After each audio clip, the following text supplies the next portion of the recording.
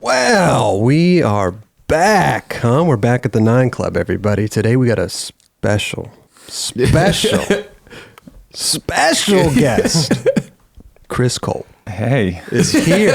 Man, that's a lot of specials. Listen, man, I could have gone on for another 10 minutes with the specials for you, boy, you know? You've been requested quite a bit. Yes. Oh, yeah? Dude, Oh, yeah. all the time. Oh, that's rad. Well, they see you doing these every other podcast out there, so they thought, hey, let's get Chris Cole on here. Honestly, it's just been scheduling. Well, I'm glad you finally decided to clear the schedule and show up, because we've been wanting ever since the last time at the Battle of the Barracks last year. We were talking about it, and you never. That is true. Yeah, it's a year ago. It's coming up again. I'm gonna really miss talking about it. Well, we could talk about how great your episode was. Yeah. That'd be cool. And how it a changed. Best of. Yeah, and how it changed your career. That's what. Are you entering Battle of the Barracks this year? No. Why? Why? Really? What Chris? It's weird saying Chris. That's my name, so it's weird. You have a crisp packed day. Chris Pack Day. Who's that? God, the fucking one-liners. But you're really good at flat ground. I don't understand why you wouldn't you could if you wanted to, you could destroy people. When we used to play skate, it would be a very gentleman game where you would start off with tricks that were a warm-up, get the other dude warmed up too, run through pretty much all of them until you both kind of agreed, like, hey, let's start ending this game. It was a real gentleman's duel. I completely get it. And now it's like, who wins Rochambeau and who's going to fire off their 5 specials first, because there's no way that you know how to do this wild ass special trick that this dude learned for this thing. Well, it's a contest, right? Totally. So you're not out there just playing a gentleman's game of skate. I understand, but there are tricks that I could do that would be very ungentlemanly to someone else, like a no-handed Benihana that you have to hit down with your front knee. That's the Chris Cole I want to see in Battle of the Barracks. Fucking dudes chopping their dick off and Battle of the Barracks because I fucking did this trick. Like, oh, God. That's what I want to see. I want to see Chris Cole going for the throat. Nope. Well, it's funny, I forget what number it was, but I reffed one of your games and you played Chris Chan. And that was a crazy game. Yeah. But when he beat you, but that set his career pretty fucking good. It's funny because when you show up, you want to win. Yeah. You show up to win. Yeah. But at the same time, I showed up alone because I just drove up by myself, skated the contest by myself, and he brought 50 people. He brought LA with him. Chris Chan he doesn't seem like that type of dude. No, he brought his whole family because it was like his chance, right? Okay. This was like his first moment, time. yeah. Oh, this is when he was new. Totally, he was new. Gotcha. And so he brought his mom and dad were there, his family was there. Was he vlogging? And I think this he had done some. He was YouTubing. I'm pretty sure he was YouTubing. Okay. But the stoke, and Kelly can attest to this, the stoke in the room that he won was worth me losing.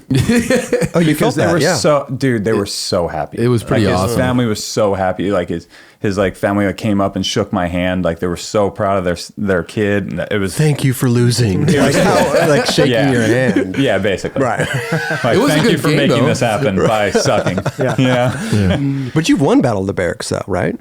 Yeah, I did. Which one did you win? Did you do 2? Battle of the Barracks 2? I think it was 2. So Mike Mo won the first one. You won the second one. That's correct. And it was all downhill from there. No, 0 Basically. I feel like you could win every damn contest out there, Chris. Well, listen, we haven't even gotten to the growing up, but this is great. I want to keep going with this because street leagues, all these contests, bro. I feel like you could fuck everything up, dude, and you just kind of you're kind of nonchalant. Am I right? Or maybe you are going for it. No, I'm not. I'm not. Why? What is going on with you, bro? It's funny. I guess not like I'm the shit, but if we're gonna be like factual about it, I have won a lot of shit. Okay. So trophies. Yeah. So I kind of want to skate my best, not necessarily if that is the best. Awesome. Yeah. But I want to feel like I did what I do as best I can do it. Okay. I like that. Yeah. And I mean, shit has changed. It is fucking wild out there. For sure, dude. Like when you get a dude like Shane O'Neill in the contest zone, I mean, Shane can win every single contest, right? Like, obviously, easily. Yeah. All he has to do is that one trick that he thinks isn't good, and that's why he's not doing it. He does that, 9 club. Does the other one that he wasn't going to do, 9 club. That's it. I feel like that's the same way for you, though. You know what I'm saying? You're saying that about Shane, and I'm saying that about you. Like, I feel like you could go out there and just... Well, thank you. Yeah. Because your your trick selection, you have a crazy bag of tricks, you know? And I know Kelly judges those things, and he would judge you good if you slipped in $20. Yeah. Listen, that's true. Let's go back to young Chris Cole, right? Chris Cole. Where were you born and raised? I was born in Statesville, North Carolina. Statesville, North Carolina. Yeah. Okay. I mean, North Carolina's got some good ones. Yeah. MJ. Oh yeah. MJ. I mean, that's first. That's first. Oh, he's my favorite. So Sinclair. Kenny Hughes. There you go. Keep going. Yeah. Bob Reynolds. Bob Reynolds. Hell yeah. A lot of people. Pat Long list. Pat Rakestraw. Chet Childress. Oh, wow. Oh, shit. They have a lot of good skateboarders down in North Carolina. What's going on out there? Dan Murphy. Wow. So I was born there, but by the time I was 2.5, I had moved to Pennsylvania. Okay. I grew up in Pennsylvania, right outside of Philadelphia. Okay. Right. And so that's the area that shaped who I am, why I am, where every street has a memory. Oh. Before you had seen everything, it's all there. And then how did you get into skateboarding? I was looking out the window of my grandmother's house because we lived at my grandmother's house, but would also, my mom would work overtime and work on weekends and nights and all sorts of stuff to be a single mom. Okay. And so I was at my grandmother's house, bored because I wasn't playing in the woods for some reason, which is usually what I did. And I was looking out the window and some skate dude pushed down the street. And I remember him pushing down the street with a no-nose board. This was a long time ago. And he's pushing down. He had like the McSqueeb haircut. Okay. It was fucking sick. And this dude looked so cool.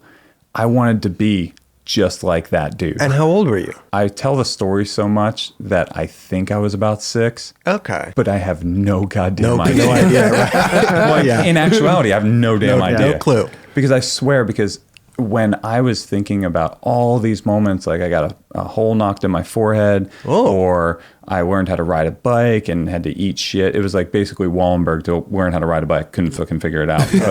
But where I learned was on concrete. Okay. So I'd just eat shit. That's how you got the hole in your head? It took a long ass time. No, completely different story. Oh. But I did get a hole knocked in my forehead. And all these things, I'll be like, I was 5.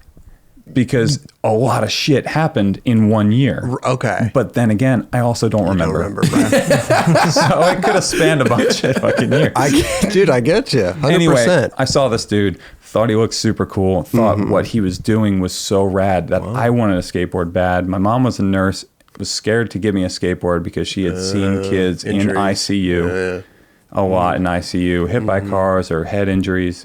She waited 2 years to finally get me a board because she was so scared. Oh. Meanwhile, I was just steady fucking myself up on other shit. She's like, might as well just go all in. Yeah, I was like putting together my BMX bike by myself, and I have like little kid arms, so I would tighten up the bolts on my front hub, but not tight enough, and so I'd like hit like a tiny curb, and the wheel would just roll past me, just forks into the ground, just face. Right. That happened twice on the same curb. No way. I swear. Or I'd go to like the deli and I'd get like bubble gum or something, and I'd be riding back home holding bubble gum in one hand, holding the bars with the other, see a driveway bump and think, okay, I'm going for it anyway with one hand, and then eat it. I got this. Yeah. What board did she get you? It was a Toys R Us board. Okay. It was rad. But I would pay anything for it now. Common theme, right, Raj? Totally. All the old dudes are looking for their first boards. I was tracking down mine the other day. Oh, were you? Yeah. Oh. See, tracking down boards is hard already. Of course. Tracking down some shit Toys R Us board that no one kept isn't like, oh man, I'm really trying to find that one Alva. Yeah. I'm sure it's in someone's basement somewhere. It's got, it's a weird world. But I'm sure it was like made out of particle board, and it's every single version of it has delammed. I figured out now that I need to find a photo of it. Yeah. And then just make it. Oh, you could. There you go. Right. Yeah, just to have just make it. Yeah. I could take a jigsaw and cut for sure an uncut board into this thing, grip it the same, paint it the same, and be like. Yeah. What was like the graphic on it? There wasn't one. It was, it was the blank board. I mean, fuck if I know. Right. I know it was white. It was a white board, and it had the like oval on the front. I'm just sitting here thinking grip tape, and then a space of white, and then grip on the tail. I know it had trucks about this wide and then wheels about this wide each. Go make something in your garage and just say this is the first board. That's what it sounds like. Yeah, that's what I'm going to do. This is my first skateboard ever. What was your first real board that you got? I think the first real board that I bought off of the guy, Jason McCowan, who taught me how to ollie down the street from my house. Oh. He taught me how to ollie. And I still teach people how to ollie using the same references that he told me how to do. Teach me how to ollie. If I was just a dude, what would you say? I mean, I'd show you where you put your feet. Okay. Right? I'd show you where you put your feet. Right. Are you putting your back foot in the pocket or on the tip of the tail? Tip of the tail. Okay. Okay. That way you can accurately understand where the shit's going to hit. Got you. Okay. Right? Mm-hmm. And then your front leg goes in the middle of the board, and as you pop, you have to lift up your back knee, and you have to turn your foot and drag up to the front bolts. Right. If you don't do the drag to the front bolts, it's going to be really hard. There you go. Anyway, I bought a Powell Ripper off of him. Okay. Used. Oh. He always had the sickest boards because he was like in a punk band. He was a drummer. He like went to Danzig concerts. Okay. He was cool. Right. So he had a Powell Ripper, and the grip tape was like stripes and all fucking cool. And then I remember he was riding one of those Metallica Zorlak boards with a massive tail. Like the tail was so steep and so long, it looked like a kid and play box cut, but on the tail. And he had his grip tape meticulously cut into the Crimson Ghost Misfits logo. Oh, really? Like the skull was his grip tape. It was hard as nails. Wow. Did that influence you for your early punk stage? No. My brother did. Oh, your brother? Oh, yeah, my brother. Older brother. Yeah, my older brother would listen to any band by Danzig, and he would listen to the entire catalog nonstop in his room next to my room. Okay. And so I would hear all of that all the time. Oh. So interesting. That's where that came from. Okay. When did you first buy your first leather bracelet? Did you remember? Didn't that come later? Because you were pretty like... That came later. Yeah, it was pretty... Actually, I remember it. Yeah. Oh, do you? I do. Fully remember. Okay. I was just joking, but yeah, let's Kelly's dead on. He knows the history. Yeah. Reference him. Yeah. My first leather bracelet that I got was because Jamie came out with one on Circa, because I could only I didn't have resources, right? Okay. It's a single mom. Like I didn't have resources to go out to the mall and like purchase this or that. Okay. Right? Other than a yellow camo shirt. But other than that, thank you for bringing that up, by the way. Yeah. Which I still have. But other than that, I would have to get it from my sponsors. Okay. So once Circa came out with this, like it was like a bondage bracelet too. It had like rings on it, like full like chain this dude to the wall shit. Oh jeez. But I'm like a teenager. That's cool as shit. And I can get it from my company for free. For free? Fuck yeah. Yeah. There you go. And that was right around the time that I realized, oh, what I'm listening to in the car and what I'm into, I can also outwardly put on. I can start to not just use my resources of what I have and start to look the way that I feel. Yeah, for How'd you feel when you were in the camo? What's funny is at that point, I was really influenced by the skating at that time, and everybody was wearing baggy shit and skating. And I did like a pretty good amount of hip hop, but the hip hop that I liked, much like other people, was very instrument based. Like when Ghostface's album came out, Iron Man. Yeah. That had such good sampling on it. Like it was really good. Album was really good. Yeah. And I was into that. And then Raekwon's album, I was into that. And so I started to see this theme of, or Gravediggers when they came out. And Method Man Tikal's album was really, really good. There was a theme there, and it was definitely on more of an instrumental and darker theme. Because you were kind of fresh, then Hesh, right? Were you getting a lot of like people going like, "What are you doing?" Like, I got a shit ton of hate. Did you? Yeah, I got a shit ton of hate, and what they didn't realize back then, it's not like the internet now, where you just like, we're gonna film this now. It's gonna come out on Monday. There you go. Right. It's instant. So if I look different on Monday, I really did switch overnight. But back then it was like they saw my Wheels of Fortune issue number 40, by the way. Dude, told you. That's why we have him here. 401 knowledge. That came out 6 months after I filmed it, and I was in my late teens. I was like 16, 17. Right. So there was actually a couple of years. You can see the change happen gradually if you watch closely and understand how long that takes. Yeah, totally. But people wanted to be like, overnight. Yeah, fresh to Hesh. Also, it has a great ring to it. Totally. So kind of like talk is cheaper when the story's good. Such is a really good tagline. Yeah. Yeah, I've told this story to these guys before, but Jerry Fowler and I saw you at FDR. You were rocking the full camo. Nice. The nuclear camo, I called it. Like it was. That's a good name nuclear for it. Camo. It was like orange and yellow. Like it looked. Is insane. it kind of what people are wearing now? Dude, it's exactly. He basically went into Stephen Warrior's closet and was wearing his gear. Dude, they're just digging in my hamper, man. I did this shit. But like he was destroying FDR. Jerry Fowler and I like, who is this dude and what the fuck is he wearing? Yeah. And then we went to Love Park. We saw him like skate the rail. Like, dude, this fucking kid's so goddamn good. Oh, thank you. And we never talked to you that day. And then like. I think it was like a year later or whatever, we did a contest at Skaters Island for Converse. Yes. And you came up to me like, hey, dude, I just want to apologize for the clothes I was wearing that day. That's awesome. Yeah, that's amazing. Right. I was like, dude, I don't remember doing that, but that's fucking great. I was like so psyched on you when you came out and said that to me. I was like, dude, this kid is I apologize for the clothes I was wearing. Shit. That's rad. Yeah. It's funny. I was a big Jerry Fowler fan. But I remember that contest. I remember Rhode Island seeming very, very fucking far. Yeah. Like we drove and it took forever. It's like 6 hours from Philly. Dude, it takes forever to get there. And I drove and I remember I was listening to the same CD, the same CDs on loop. Yeah. And for some reason, the song I was really into at that moment was Madonna Borderline. Oh. Something about it. It was shit. Yeah. But PJ Ladd killed that contest. Yeah. And that was the first contest where they let you take, like, if you landed your last trick and that was time, they would let you go until you fell. Yeah. And he did a minute and a half extra. Yeah. Shit. And the minute and a half was kickflip, feeble grind, sound handrails. It wasn't mellow. It was psychotic. He won so above and beyond everybody else. Oh my God. And there were a lot of good dudes there. How did you do? I forget. Yeah?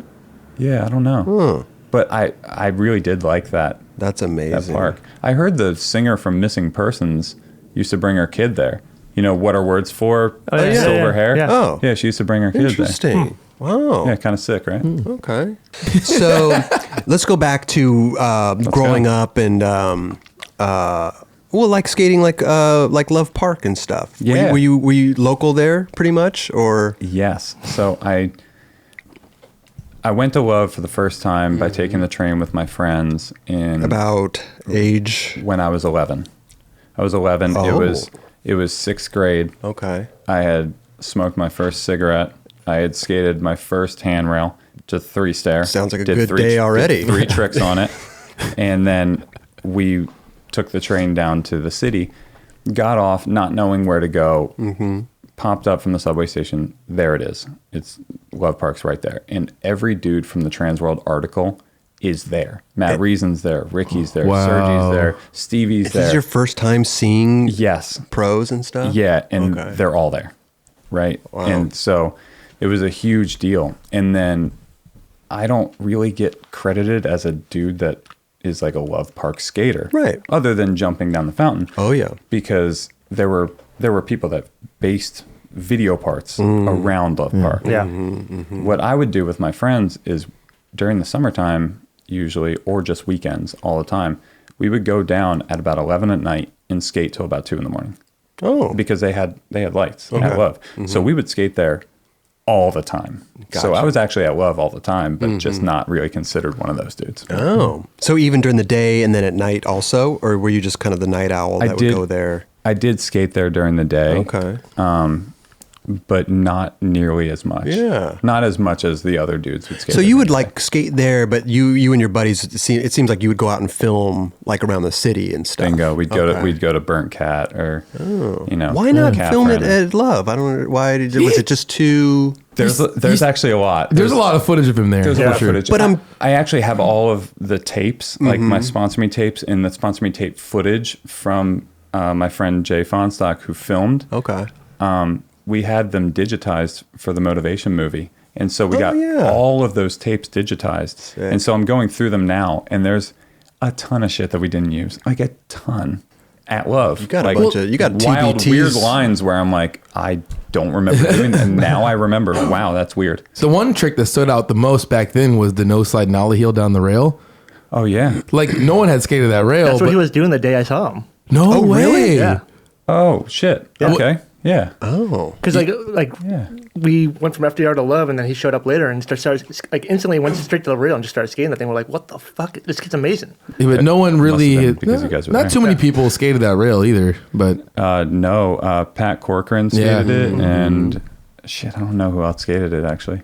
Were people giving you a hard time around Love at first, like the locals? He was a little kid, 11 years old. What's funny is there was all that talk about, you know, dudes would jack you for your board and whatnot. I've looked like this for a long, long time. So even when I was a little kid, I was the biggest of the little kids. Got you. Okay. So I didn't look like a victim. So I was never victimized because I never looked like one. Oh. And so I never got that. But as I got better at skating and was just kind of wild and sort of just a teenager, you would get the cold shoulder shit talking from local dudes for sure. Because you were kind of coming up and they were jealous essentially of like, hey, this probably guy deep is... down inside there was that. Right. And there was so much to talk about. So it was easy because if you saw some dude right now that was at the local park and he looked like a kook and he was like a teenager and he was skating pretty good and you were a little bit like uneasy by it. Yeah. Human nature, you'd probably just be like, fuck that guy. Am I right, guys? Am I right?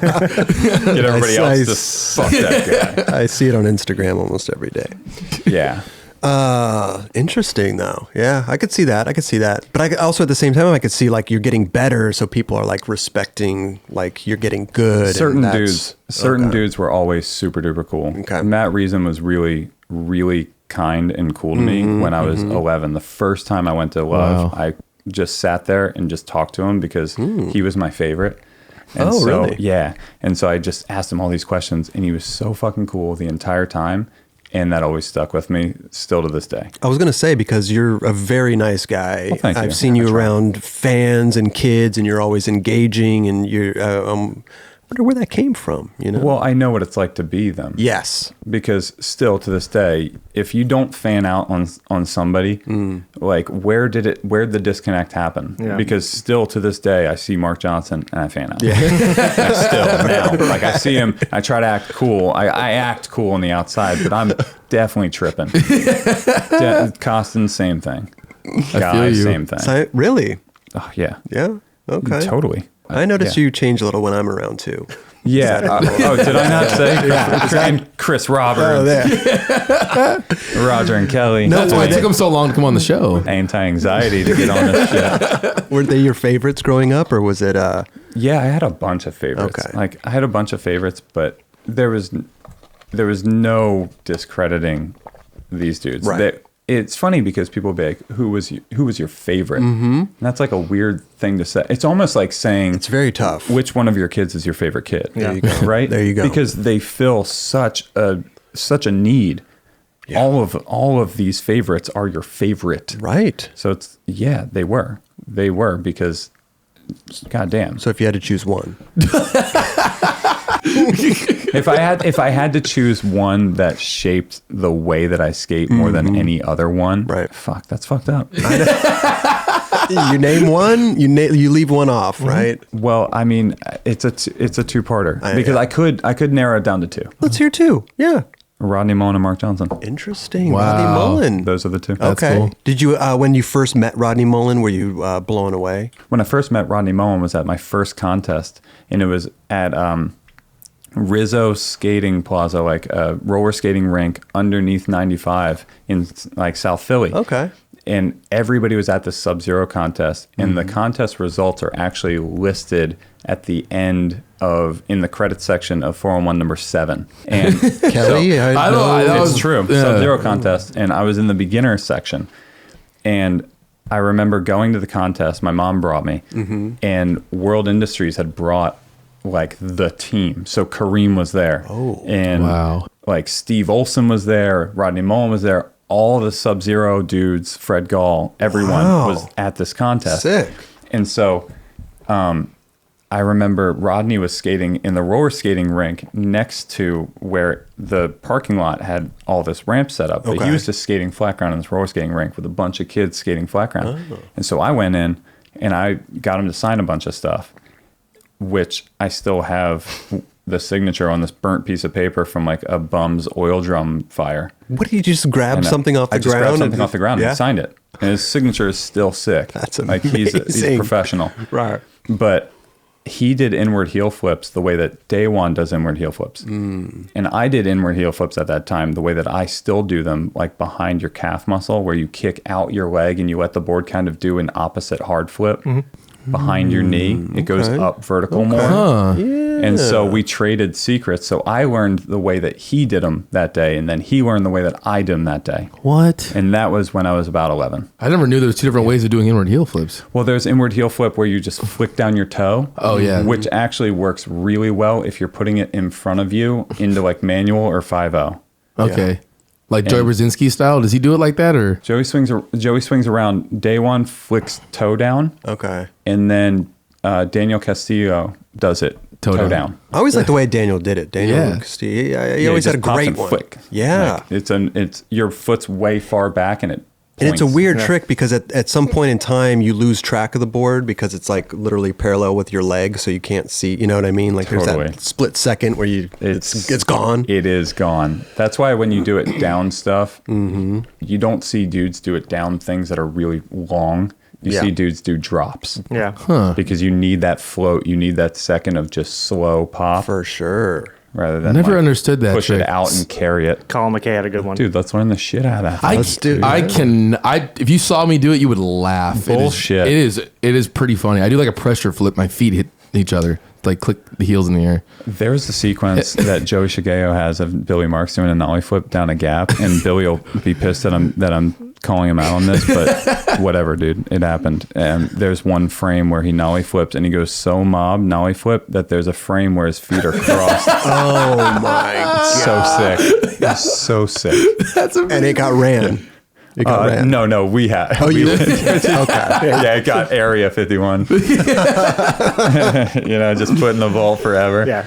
But also, have you given like a proper 30 minutes by yourself flat ground on this trick? Totally. No way. Dude, I learned it switch. I learned it switch, and it's way easier switch. Learn it fakie. Fakie's easier. Fakie's hard. Fakie inward heel. Roll. Yeah. Chris, you got a good fakie inward heel. I've seen that. I know. That's what I'm saying. Learn it fakie. Take this shit to the fucking courthouse. I've tried up the stage, and then Schmatty came along. Anyway, so let's. That's right.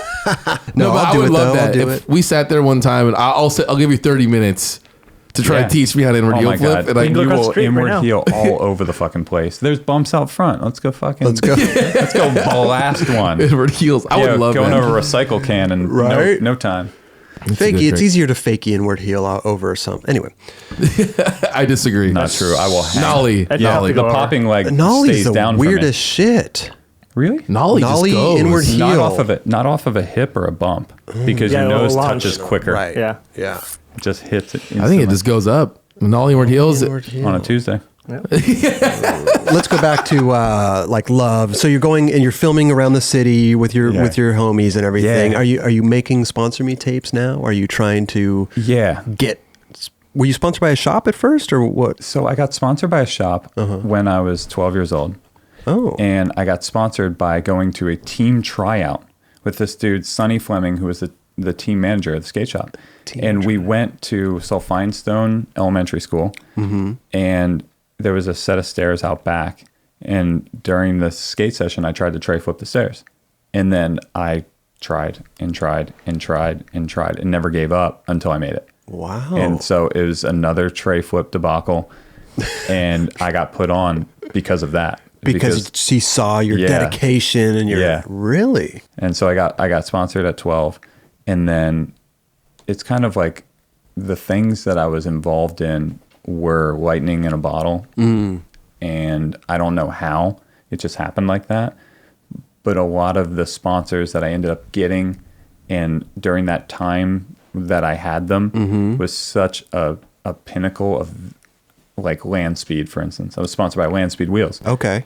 When the CKY video came out. Right. And so that was actually my first video clip in a real video, was in CKY, because we were at Tampa and Bam told Ryan G to film me. And he points across, he's like next to me, points to G. He's like, G, to Ryan G. Yeah. Film him. And I remember G like pulling the camera down and going, why?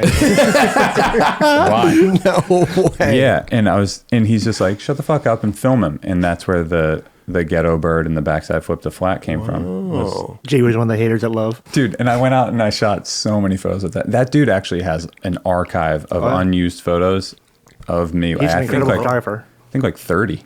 Wow. Seriously? Yeah, like actually, I think I counted them. There was like 30 photos that G has like some shit, like, which is sick. That's insane. Like, I'm actually stoked now that he has 30 photos that I haven't seen and other people haven't seen. I would love to see those. I know. Fucking cool, right? Right. And when we were shooting photos was at the height of the Circa days. So right around that time was when we were shooting a ton of photos. So it's a good time to have photos. You must have had a shitload of photos in, because if you had 30 saved and you had a shitload come out back then. That's a lot, man. That's a lot. Yeah, you're working hard. Wow. I mean, you graduate from high school and skating's already your job, right? So checks are coming in the mail. You don't need much money. And so you're just skating all day, every single day. Right. You have an unlimited amount of supplies. Who are these checks coming from? Well, I skated for Zero. Well, who was your first sponsor? Her first board sponsor? My first board sponsor was Alliance.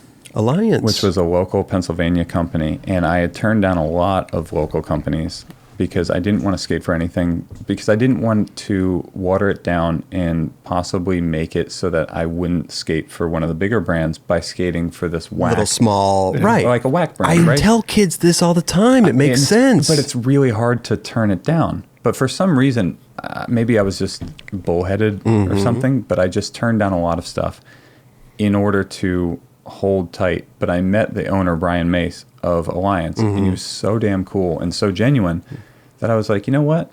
I will skate for this brand. Okay. And so I skated for Alliance. And then when World Industries came up, I talked to Brian. I was like, hey, dude, I have this opportunity to ride for World. And World to me, as I was growing up, was so huge that even he was like, dude, you have to take that. That's a great... He wasn't bummed. He was like, wow, that's amazing. So then I skated for World, and World during that time, although it was rad and the people that I worked with were super cool, it wasn't the World that I grew up watching. Of course. Yeah, because DECA started and there was a whole... It was just not the same. World Industries wasn't its former glory. Right. So once I realized that and kind of was hoping it would be, it wasn't. And then I eventually left and wanted to skate for Enjoi. Yeah. And I was actually offered, hey, if you skate for any of the other Dwindle brands, we can pay you, or you could ride for Enjoi and not get paid. Oh. But Mark Johnson's Mark Johnson. And so I said, I'd rather ride for Enjoi and not get paid. Right. And so I skated for Enjoi. Oh, okay. And then that's when my gear started changing, and I started outwardly kind of moving toward who I really was. And Jamie saw that on Circa trips and then pulled me, like, or just asked me, like, hey, like, kind of beat around the bush for a while. And I was like, wait, are you asking me to ride for Zero? And he's like, yeah. Yeah, but here you are with Mark Johnson, your favorite legend NC. I mean, how? Totally. When I rode for Enjoi had this family feel. And so you would see those dudes skate together in tilt mode and whatnot. Yeah, of course. And that family feel reminded me of my crew back at home. And so when I started skating for it, yes, I was stoked on the product. I thought it was really funny. I thought the team ripped. But I wasn't part of the family. I was just a guy riding stuff somewhere else. I got you. Yeah, I could see that. Right. Although I did get to go and skate the Vulcan Park with Mark Johnson one time. Yeah. And that was fucking awesome. And we also went to the movies and saw Mothman. Oh. Yeah, like with the Mothman prophecies or... Did you share whatever. Popcorn or something? What did you... no, some Juji fruits? But our texts from that day on would reference how shitty that movie was. Right. And we'd... Yeah, it was pretty funny. But yeah, then I went over and skated for Zero from there. By the way, going back to the World Days and A-Team, was it... I've always hear this, like, did you enter a contest that A-Team contest? A-Team, you had to do the trick that was in the mag? Yeah. But you already get awards from them too, right? No. No? I wasn't. Okay. So this is because I've heard awesome. both. Yeah. So I was sponsored by the local shop, right? Not sponsored by a board brand or anything like that. Just shop, okay. Yeah, just my shop. And then it was Rodney Mullen's nose manual nollie tray flip out. Yes. Was in the mag. On a picnic you had table. to wait until you got the mag, and then you'd see it, and then you'd have to go learn it, film it, send the tape in. Not send them a link like via email. Or DM. You got to go to the post office. You had to go to the post office and pay for the shipping of this VHS that they would then watch. Make sure that it's like queued up to the beginning of the VHS and you're around it. And you hope they even saw it. There you go. Totally. Yeah. Totally. And you would write your name and your phone number on the actual VHS. The tape, yeah. And it was your home phone number. I love it. So hopefully you're home if they... Yeah, you're home that day. So I filmed Rodney Mullen's nose manual nollie tray flip, and although I didn't win, I got a runner-up credit. Okay. Rodney called me. Whoa. And was just stoked. Right? Did you tell him, like, yo, we traded tricks, inward heels. I taught you how to... I guarantee I did. I talked to Zeroff. Okay. I'm sure I did. And then after that, I got sponsored. Oh, okay. Like in between that short amount of time. And so I then tried to do everyone's trick just for me. So Mark Johnson's was switch nose grind, half cab kickflip. And so I did it in a line in my sponsor me tape. Oh, wow. At this spot. Oh. And then Gershon's trick was wild. And I didn't know how to actually do Gershon's move. Okay.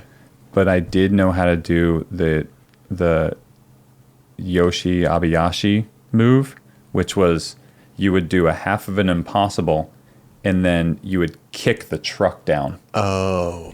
You'd take off your front leg, you'd start the impossible, kick the back truck, and it would straighten it out. Okay. And it looked similar, but it wasn't the same. Yeah, it was like almost a half. It would go up and then back down. Yeah. Right. And Mayhew's was kickflip, nose grind, nollie flip, which was never happening. No. Like that was so out of this world. The fact that kids can do it that aren't even sponsored now is bananas. Right. Because Jesus Christ. I mean, yeah. It's a whole new, I'm sure you have an Instagram. You see it all the time. Oh, yeah. Imagine, like, if an A-Team contest came out right now, like, what would you have to do? Dude. What would you have to do? That would be sick, actually. Seriously. I would love to see that. You'd have to do, like, a backflip and then finger flip it. Seriously. I know. Dude, Simon Woodstock would be thriving right now if it was... I know. Wrong place, wrong time, bro. I'm telling you. But he was on MTV Sports with Dan Cortez.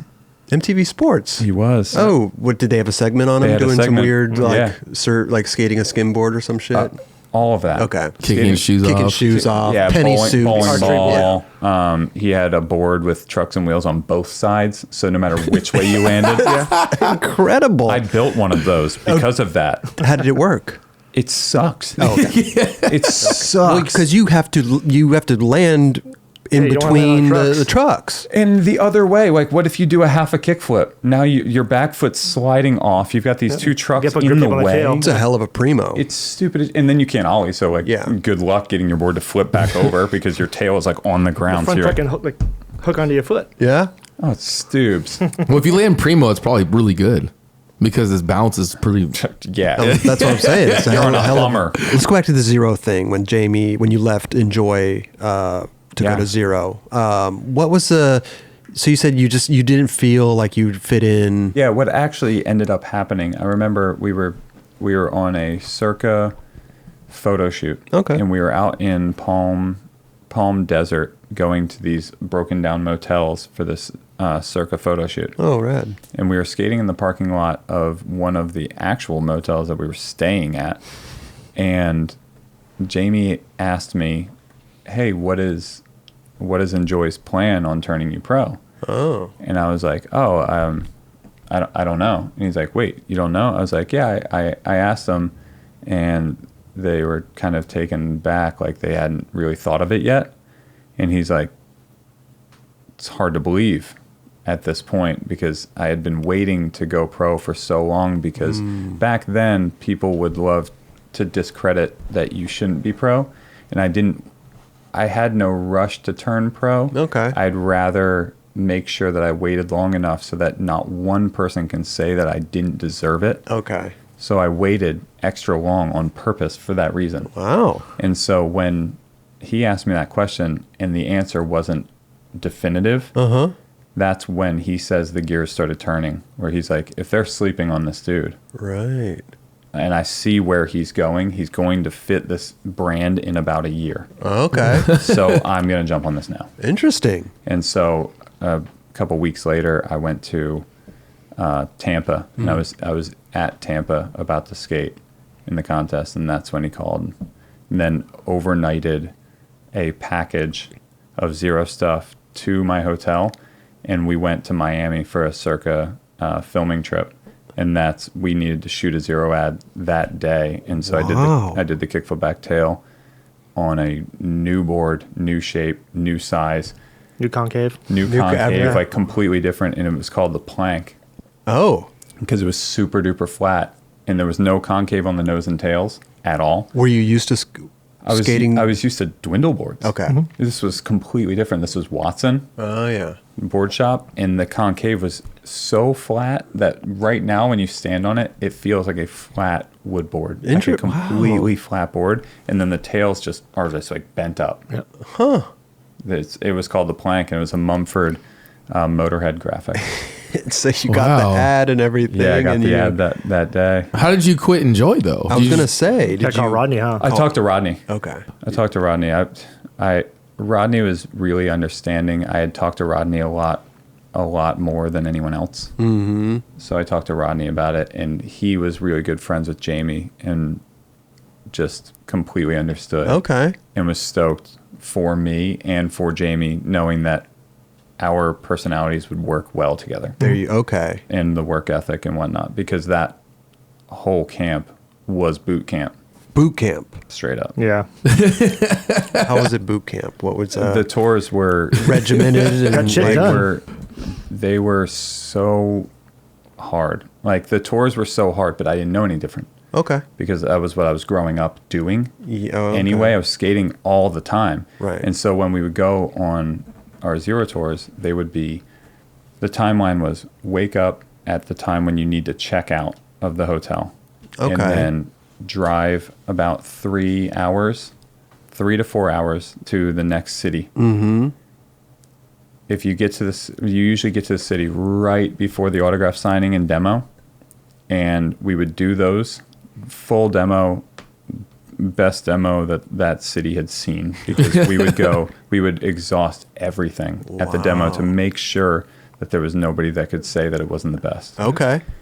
And then we would grab a local dude, go to local skate spots that he would bring us to. And they would always bring us to the biggest handrail because it was zero. Right. So they would bring us to these nightmare rails, and we'd be like, calm it down, bring us to other stuff. When we would go to all these spots, well into the night lighting up these spots, film tricks, and then drive till really late at night. And then we'd pull over, we'd all crash in a very few hotel rooms, so a lot of dudes on the floor, and then dudes sharing beds. I roll a lot when I sleep, so I would just take the floor.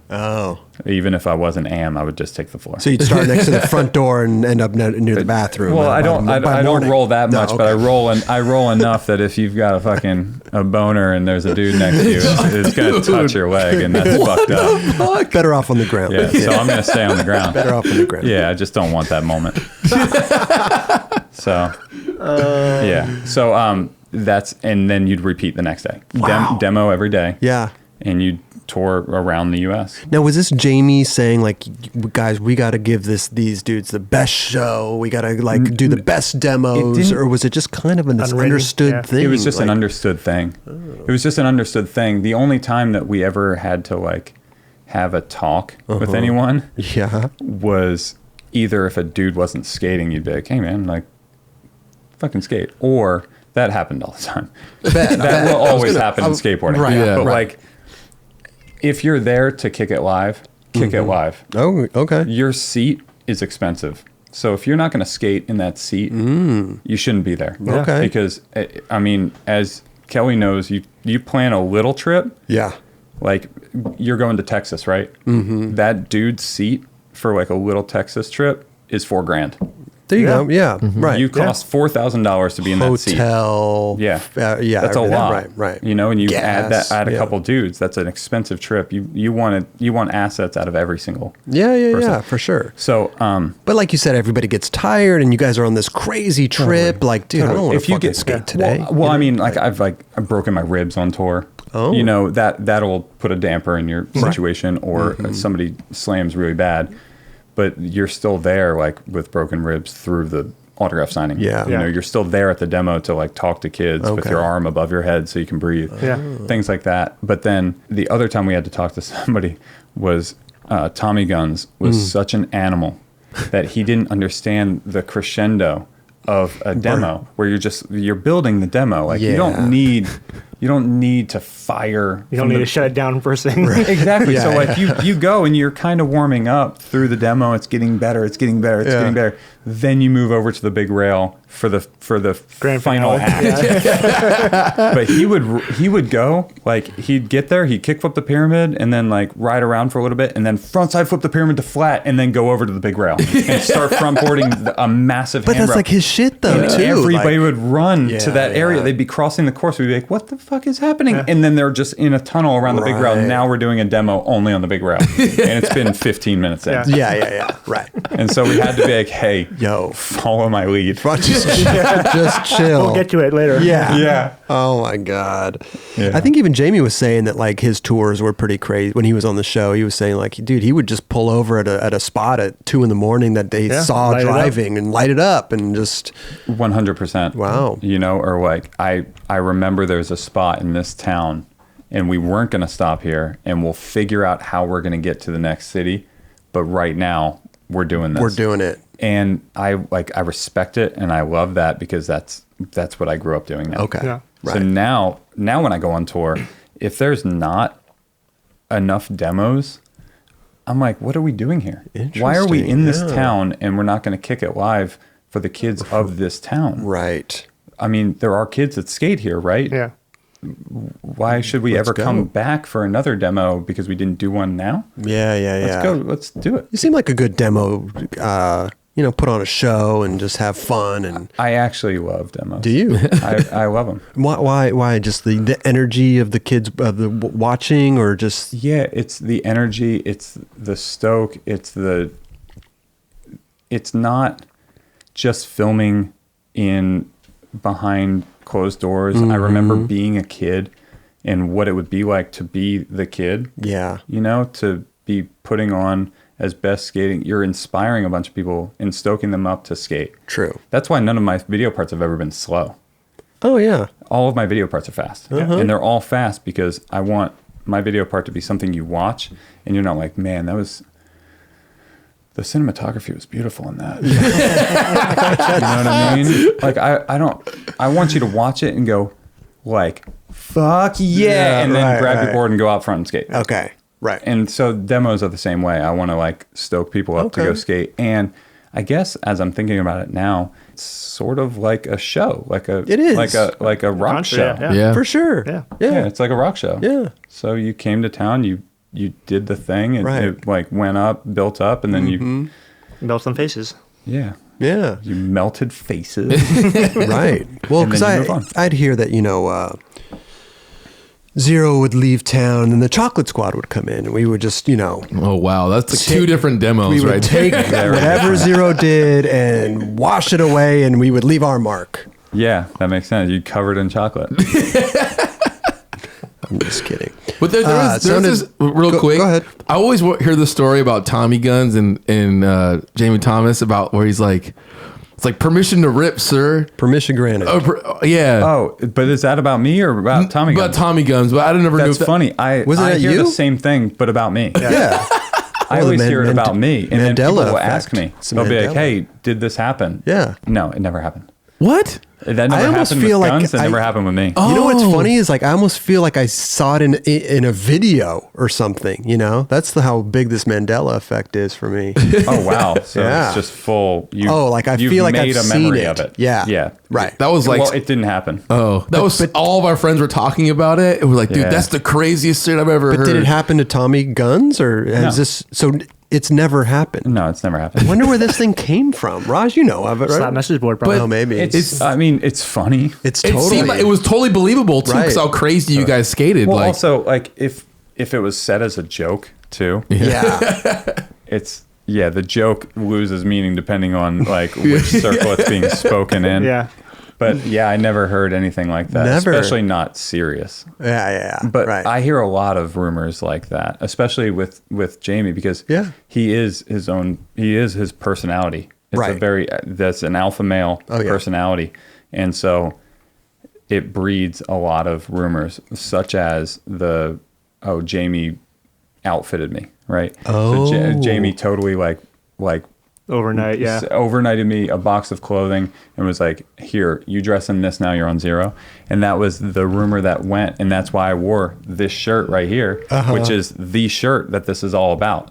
Is I went to Atlanta to film for Dying to Live, and I think it was like 2 months to film Dying to Live or something like that.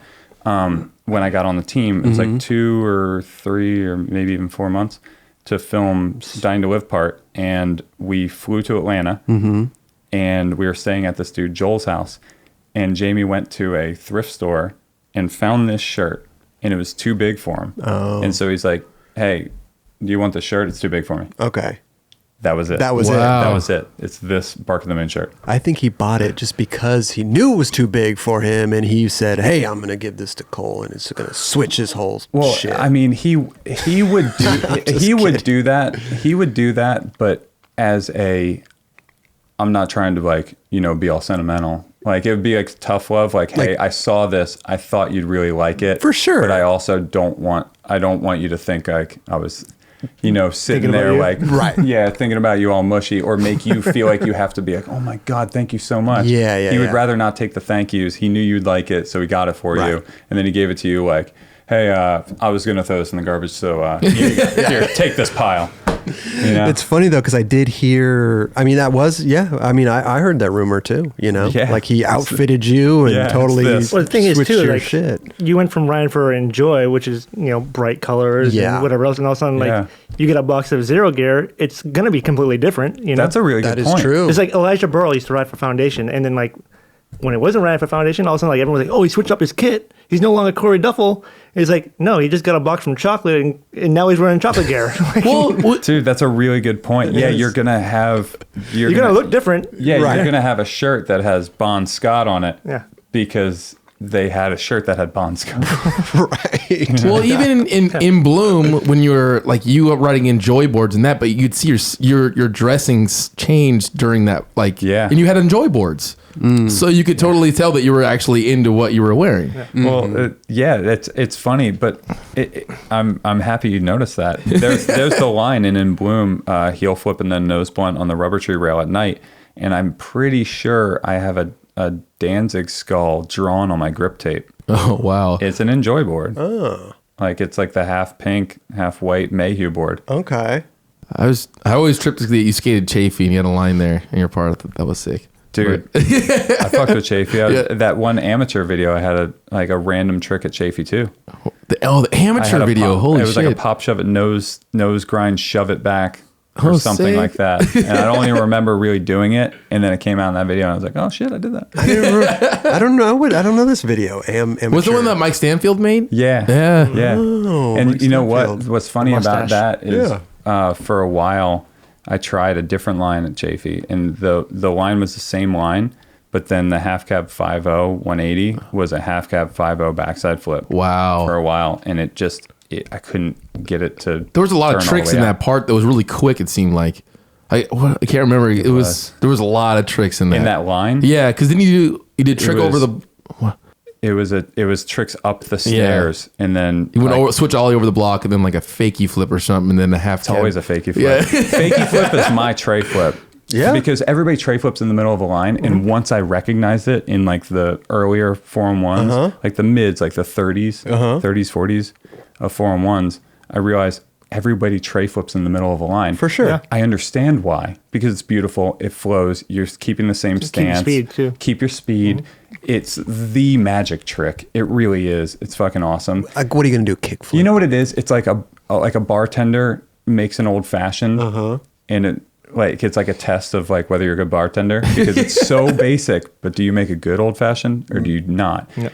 There you tray go. flip is the same thing. Yeah. It's like a tastemaker. It's that move. Like, do you do a good tray flip? Right. Or not? Do you have we can all do them, but what do they look like? Do they look like loosenets or do they have a lazy back leg? Yeah. Oh, the lazy back leg. Yeah. Tyrone on it? Dude, yeah. I mean, shit. Yeah. So it's kind of in that vein. Mm-hmm. So yours is a fakie flip. Mine is the fakie flip. But what if you're going regular? Do you turn around, do the fakie flip, and then turn back around to go keep going in your line? If you're regular, I'll throw like anything but a tray flip. Really? I'll throw nollie flips. I'll throw heel flips. Heel flips, I remember you doing that. I'll do a heel flip. A lot of times it's a heel flip. Let me ask you this though, like, I mean, you do some gnarly shit, right? I mean, was there anything that really got you like hurt, or it was just such a battle because you skated like Rincon and like a bunch of stuff, right? Bad. Like, was that? Bad. I mean, I've never been there. How is that like huge? You wouldn't even walk up the thing. Yeah, so big. I wouldn't even walk up it. Right? It's real big. Like how? It's funny. Did anybody measured it? It's like as tall as that. The cupboard thing right there. The bookcase. That's tall. It's got to be tall. Anything that gets anywhere near your face height is really hard to jump off of as a grown adult. Yeah. It's fucked up. If it's face or head high, it's gnarly. Okay. It feels like you're doing some Jaws ollie whenever it's anywhere near your head. Right. Yeah. But this looks more massive than the bookshelf. Oh, it's bigger than the bookshelf. Yeah. Sure. I actually realized that Rincon is the highest, like with the least amount of distance, because I mean, obviously it's a drop. Yeah, your trajectory will depend on how much pressure comes straight down, right? Mm-hmm. But Rincon is the highest for that little bit of distance that my body will take. Because if you see the tray flip at the end of Dying to Live, my back knee buckles on the tray flip because it's at my body weight and that height.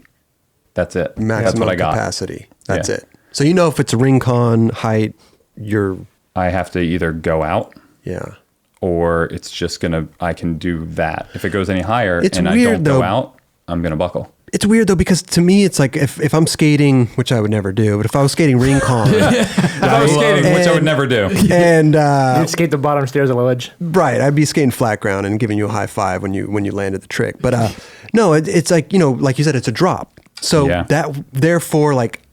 To me in my mind, like I wouldn't want to go fast. Like I would just want to clear but the faster you go, the less of an impact. I mean, it's an easier thing. So does that fuck with your mind? Like I just want to clear the thing, but I want to go fast enough. So I don't like going over the top block. If you've been to Rincon, the top block actually it slumps. Mm-hmm. So you hit the crack, which you bondo, but the top block drops. Yeah. And the top block is what, 2 feet long? Yeah, it's pretty short. It's about 2 feet, but it's sunk down. And so I ollie before the crack. So nose blunt was before the crack. So I'm actually creating that distance. So you're going faster by jumping before the crack. Yeah. So so the rail's taller and further away, but I'm also creating that distance. Oh. Yeah, but there's also there's like a ditch at the bottom and a crack at the bottom. Dude, that sounds like the perfect spot. I mean, it's like the worst. Yeah. It's gnarly, dude. What would you rather skate, Wallenberg or Rincon? You destroyed fucking Wallenberg. Dude.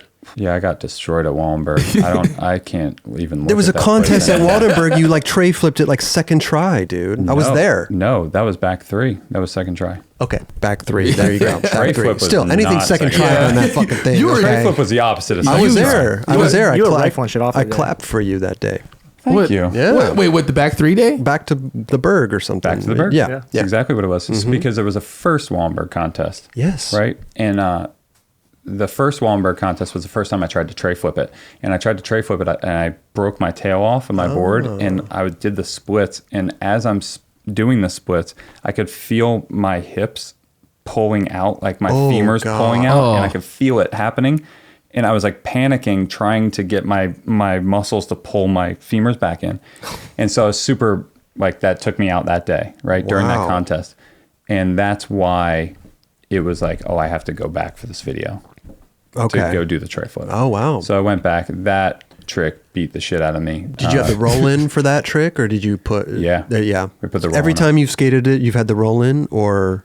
Have you ever pushed at it? Yeah, you ever pushed at it? Did they have the roll in the first time? I don't remember.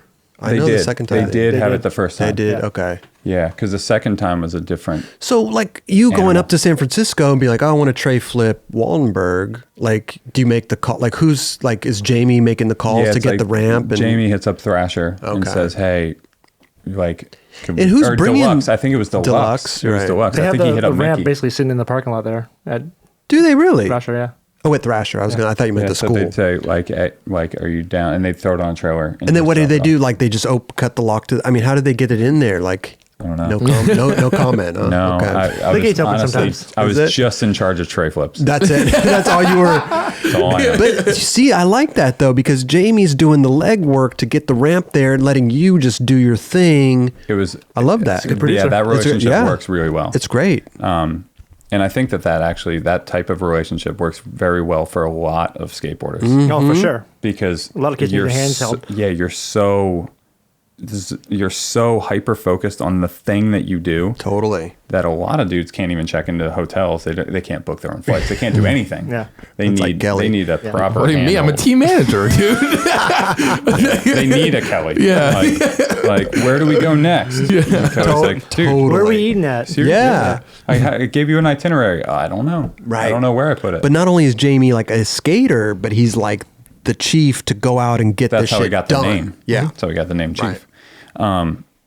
Yeah, so Wallenberg was a full beatdown. You did a second try. It's insane. Yeah, I smashed the shit out of my head first try. Jeez. And then, because I over-rotated, Now, because I like got too stoked, like, it's on, and I like damn near 540'd.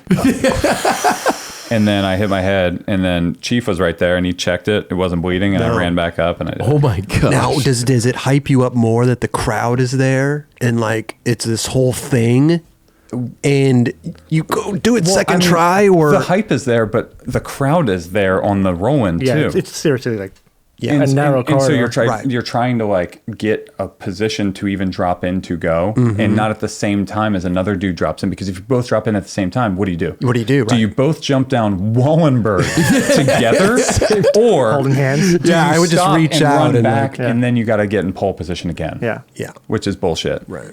So yeah, When you're the back doing all these three tricks down happened. Wallenberg, are you thinking like, fuck, I should just hold on to this for my part and come back?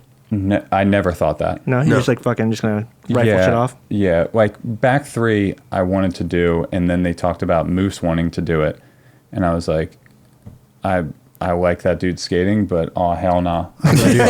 So maybe that's Yeah, why this is that's mine. why you went and did it second try, because you wanted to get it done first. 100%. Wow. Because I wanted to get it first. He was like waiting in line to get on the roll-in, and I ran up the roll-in. Did you give him a little wink? Did you give him a little wink before you No, dropped in? I blew him a kiss. No, I'm just kidding. Amazing. That would be amazing, but I didn't do that. Yeah, he's a good kid though, Moose. Man. He is, Like, dude, yeah. and he rips. He's Fuck insane. yeah. Totally. Background's amazing. But what's funny about that type of scenario, though, is I went to get beat up. I knew I was going to get beat up because that's all I know from Wallenberg. Right. So when back 3 happened second try, I felt weird and I felt like I should do more. Okay. And that's why I tried to switch frontside flip it. Mm-hmm. I went to switch frontside flip because I felt weird being like, well, that was easy. That was and then I go and sit down. Nah. Did you wear like gloves and stuff on that one? Not on that time. Oh. No. I did the first time though. But I mean, 68 tries will tear you the fuck 68 tries? Yeah, you're for the tray jumping flip. down that fucking tray thing? flip was 68 tries. Really? Yeah, I have like a Children of Bodom hoodie and gloves, and it was the 4th pair of gloves. I couldn't even imagine. Did you count the clips on the video, or did you were actually keeping count in your head?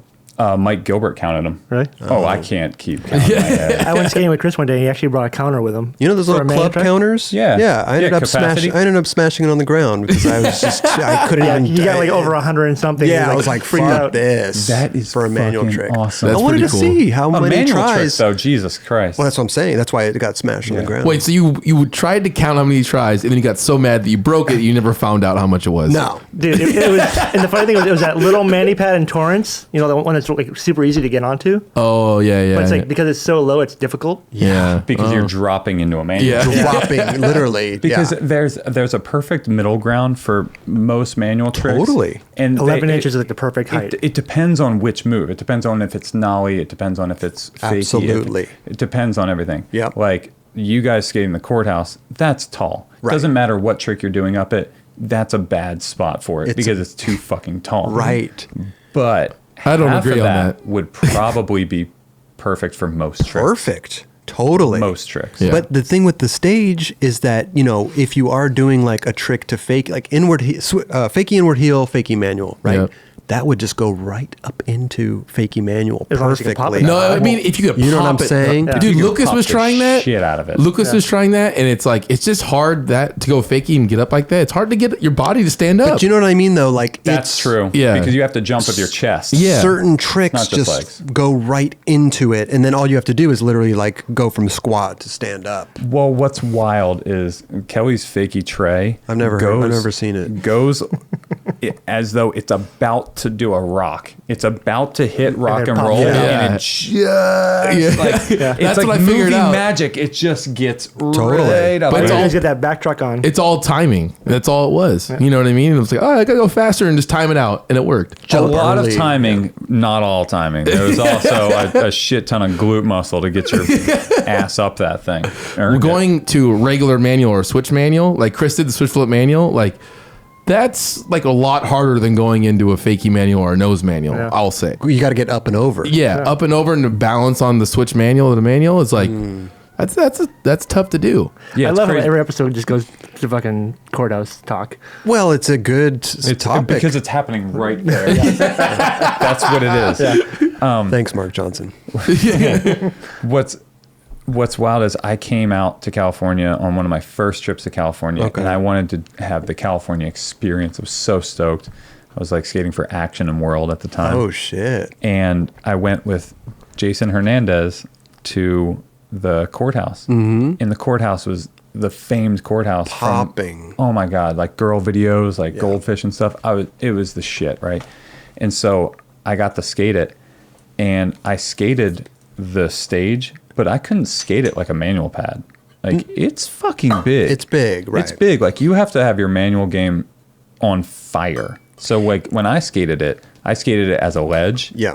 And I did tricks like I would go up it and then trick off of it. Yeah, right. That's still sick to do. It's fun. It's really cool. sick. Johnny Bravo style. But you know, back then we were skating that stage every day, so we were just used to jumping up that thing and skating it and It's as a real manual cool. pad. You know, It's a cool fucking spot. That is really cool. Also, that spot, for some reason, where you pop in to do the manuals, it looks nice and inviting. There's It's not something bad. Yeah, about yeah. that place looks rad where you're like, I do want to jump up this. Right. Yeah. Maybe Well- it's the way that it cradles you. Well, it's also seem like and the ground on top's really slick. So like if you fall over, you're not like hurting yourself. You're just sliding. And you're crouched down, so you only have so far to fall. Yeah, for sure. And This is nice. I've skated a similar manual pad that had like really shitty ground on top. Ooh. And you just like fall over because you're so tucked in that you fall forward. Yeah. It just like tears you up. It tears you up. And you're like, fuck. The worst is getting caught at the end and rolling the windows up. Oh gosh. Falling off that thing. Yeah. That would be bullshit. That happens. Yeah. When you get to that end though, dude, and you're just and the tail hit and did you just I mean it feels like you're falling off Rincon. I want to go there so bad right now. We should talk about action. Yeah. We should talk about action. What do you want to fucking know? You want to talk about old shoes? Yeah. Oh, dude, I'll go. Do you have a lot of the old action still? I bet he does. I wish I did. Oh. But I do check on eBay all the time for my size. Seriously? All the time. I'm like 10.5 Guy Mariano. And you would buy the Aries? You buy them. And the kicks. Like are Casey those are the Craig two Was Guy that your I favorite shoe? really want those two. Yeah. The guy No. You used to skate in the Aries a bunch. I skated in the Aries. I skated the Aries for Carlsbad Gap and stuff. Oh. But that wasn't even close to my favorite one. If I had to right now, gun to the head, best action shoe, I'm gonna go with the kicks in black with yellow trim under the sole. Those are the ones. I made a clay teapot out of it, like straight up a clay shoe. In art class. Oh, I made a mold of it. Yeah, a kick. He didn't make a mold. Made it. I made it. I made it, and it's a teapot. You pull the tongue out and you fill it up and close it up. Can you use it now? I mean, you could. My mom has it. Oh shit. Yeah. We need to see a photo of that. Yeah, that's amazing. So how did you get on action? Was it the whole Enjoi period? Yeah, it was long before that. I was about 16. Did Kareem put you on? No, how did this happen? Yeah, I guess probably Kareem put me on. I was skating for the skate shop, and I got like through Rep Flow, and then got pushed over to Dwindle, to where I was like talking to Tony at Dwindle about sending out packages and stuff like that. Oh wow. Yeah, it was awesome, and I wish I had kept all that stuff. And so now I'm trying to track it all down, because you must be on eBay a lot, because you're trying to track down a lot of stuff. I try to track it. By try to track it down, I mean I casually here and there try to track it down. You know what you need? Best I can. You need to do some Google alerts. I follow a bunch of shoe collectors, like Selling the Wind, Eggplant Skate, Chomp on Kicks. Okay. And there's a bunch of them, and they just post old shit. Oh, and yeah. So Eggplant Skate posts old catalog photos of like one shoe. Mm-hmm. And so it'll be the S Costin 1, and it'll be the catalog of this time, and he'll show every colorway. As you swipe, it'll just be all the colorways. That's sick. Dude, it's awesome. Well, did you hear that in Europe they re-released the KCKs for Duffs? Did they? Because my homie, he's from Brazil. He told me about it, and he bought some. And some guy, he's like, "Hey, my friend somewhere in Europe bought them for me, and then he's gonna hold them for him and get them out here." If you find any in black, size 10, hey, that's pretty crazy. Let's actually get on that. I know, because for sure. I never got those because I was disconnected over in Pennsylvania. Yeah. So all the videos that I was watching, the dudes had them, and they looked super cool, but I couldn't get them because they weren't at the skate shop I was at. that was one of the sickest shoes ever. Dude, even though it was a ripoff of a Reebok, like that thing was so good. What isn't? Yeah. Like, what isn't, though? Yeah. You know, like, something takes, like, a bunch of people took the dunk toe and threw it on other stuff. There you go. Yeah. Right.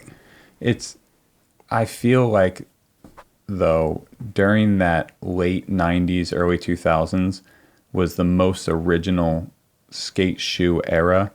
And I'm happy that stuff is coming back into style right now because, I mean, look at the old shoes. They were very, very cool, and there was a lot going on them. Yeah. They were how skate shoes should be designed now. There you go. I believe so too. Because, dude, if a doctor designed a skate shoe, he wouldn't be like, "Hey, check out this board feel." You know, it's like super duper thin. It blows out in a day. Like, you have no ankle protection. It's just It's awesome. He'd be like, no, dude, you're jumping off of stairs. Like the bones in your feet are cramping. It's messing up your back. Like they would give you some substantial situation. Right. You can still slim them down and look cool, you know? Yeah, for sure. But how did you get, so you're on Action, but you said you had no board sponsor at the time, or were you skating for the shop? So I was on Action Rep Flow while I was on Alliance. Okay. And then I got on to World, and I was on Action proper. Gotcha. And then the Circa thing came along.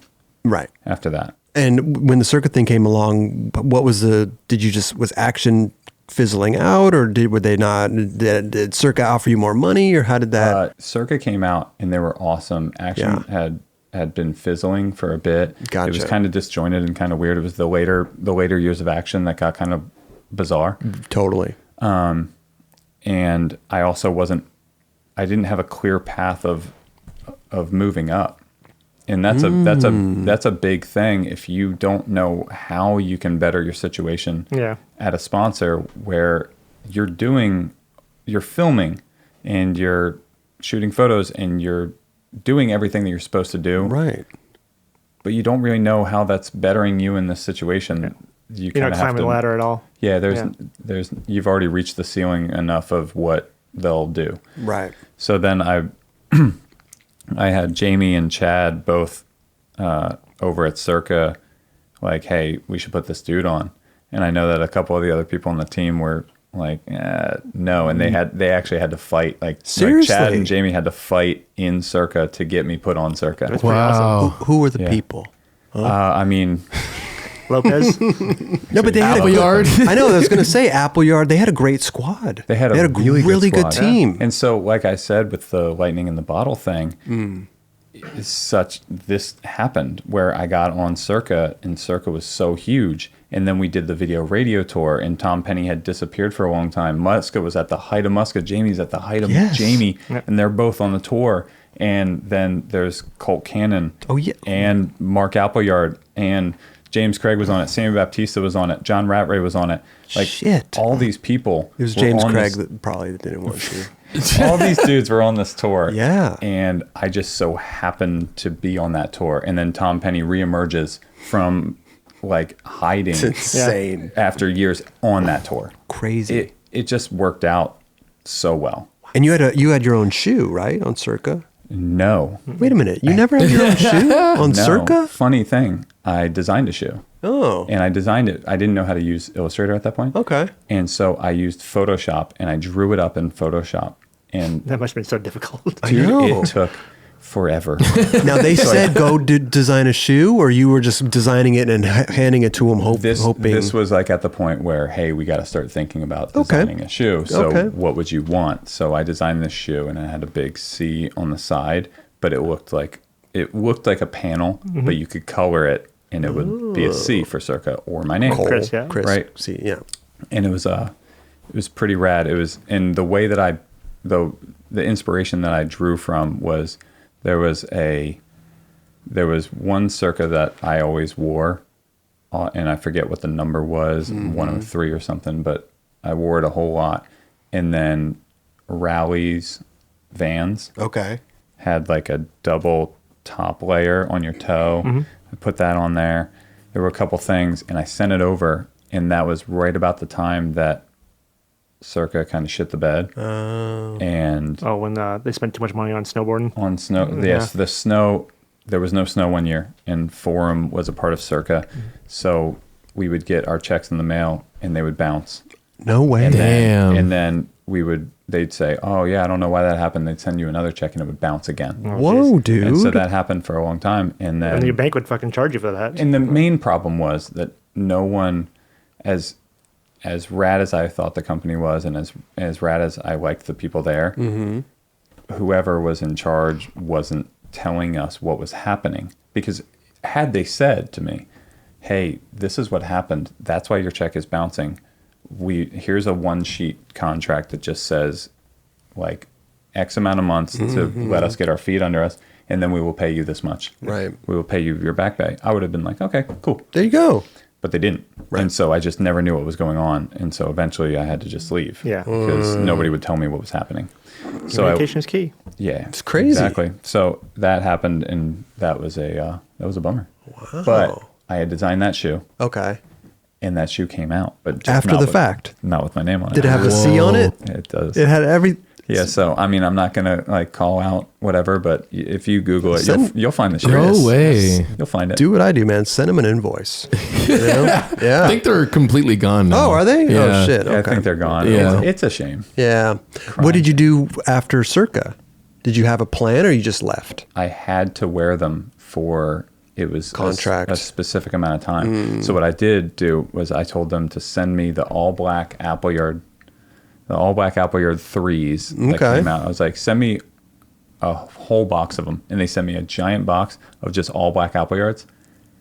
And then I just skated those. So you were just... That was it. Black to the floor. Black to the floor. And I skated those for the rest of the contract amount that we signed on. Yeah.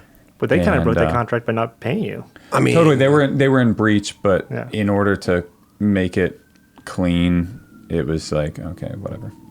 Yeah. Because I'm not trying to fuck anybody over. There you go. Right. And also, I knew that I was going to go and skate for Fallen. Oh, okay. And so, because Jamie had started Fallen from that issue at Circa, had gone, started Fallen. Okay. I wanted to ride for Fallen. And so, I had X amount of time to wait. Right. And wait. So, Fallen starts, and you get on Fallen, and you had some models on Fallen. I did. Yeah. I mean, you guys were killing it. You know, Fallen, Zero. Here's the, you guys are... It was a big distribution. You guys are on top of the world. It was a big distribution. For sure. I love how Jamie started Fallen by going to DC and be like, hey, help us start this thing, and then took it away. Well, that's how people do it, though. Yeah. You know? Yeah, because basically they get their money. DC did the same thing with Soltech. I know. Soltech helped DC start. Then they go do their thing. Yeah, it's just the way it goes. Skateboarders helping skateboarders, man. Also, to start a shoe company, there's a reason why there aren't many. Yeah. Because it's not, hey man, why don't you start your own shoe brand? Right? Not cheap. Hey man, well, that one colorway, full size runs, enough to sell. That's a couple mil. Yeah. It make the molds for all the shoes and like it's nuts, dude. Wow. And much like a music album where somebody will just give it one half listen and then shit on your work for the last 2 years of your life, just like album sucks. They do that with shoes too. Oh, yeah. So like if you do that came with podcasts as well. Oh, if you come out with a shoe and it looks anywhere similar to another shoe, so big, it's a fake ass this, even though you invested millions into it and you did your fucking best. Right. And it's like whack. That's it, and they move on. Yeah, it's crazy. You gotta love it, man. This day and age, huh? With the internet. I'm sure I do it too. I'm sure I look at shit and go whack. Well, I do it with TV shows. I'll watch a TV show for just not even a whole episode sometimes, or sometimes I give it an episode or two, and I still can't get into it. I mean, yeah, but there are shows like Big Bang Theory where you catch 1 second of it, you're like, no. See, that's one of the shows, right? And everybody fucking loves the show. No, but you know what's crazy? I said that, and then I got on an airplane once, and I was sitting next to my dad, and we both started watching it. Forced to watch it. But you're not sitting here at the house. It was actually funny. But that show, like, you don't need to, like, it was funny, dude. You can watch that show anytime, and you're caught up to speed. And I don't watch it any. Like, I watched it that one time. Like, it's pretty funny, but I never watched it again. You know, New Girl is a great show. New Girl is Zooey Deschanel one. Oh yeah. Oh, I like Zooey Deschanel. Dude, that's a good show. That one's funny as shit. Okay. I don't know what he's talking about. Big Bang Theory.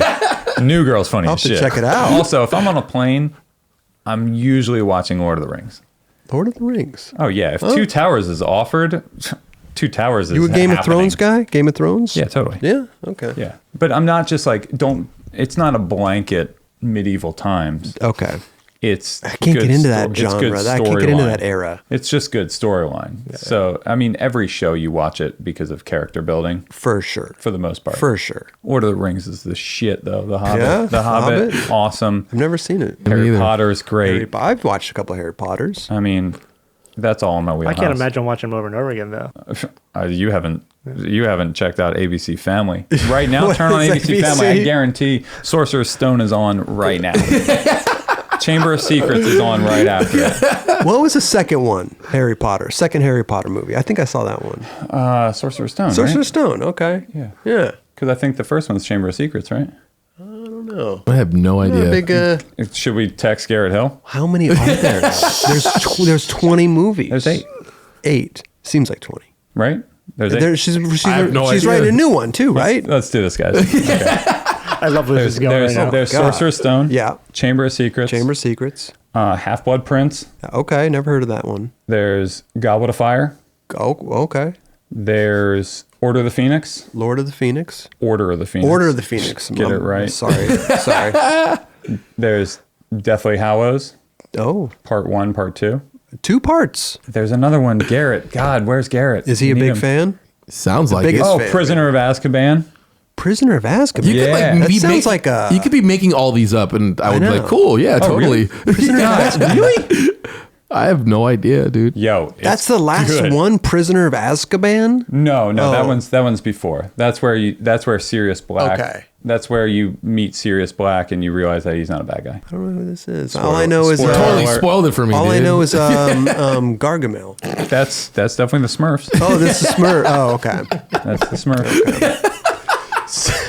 So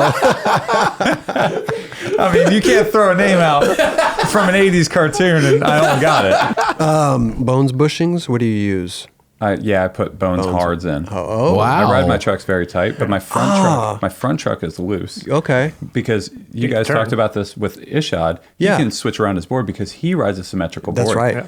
But even a bigger deal is that he tightens his trucks the same on both okay. sides. He Oh, rides yeah. his trucks and then the same on both sides. So he can flip around his board. Yeah. I actually saw him nollie inward heel flip the Oregon stairs in Philly. Okay. And he chipped the nose, and so he spun it Spun around. it around. And nollie inward heel flip the Oh. stairs. And I was like, how do you do that? Because my front truck is loose, my back truck is tight. Yeah. Because my back truck is my fulcrum point.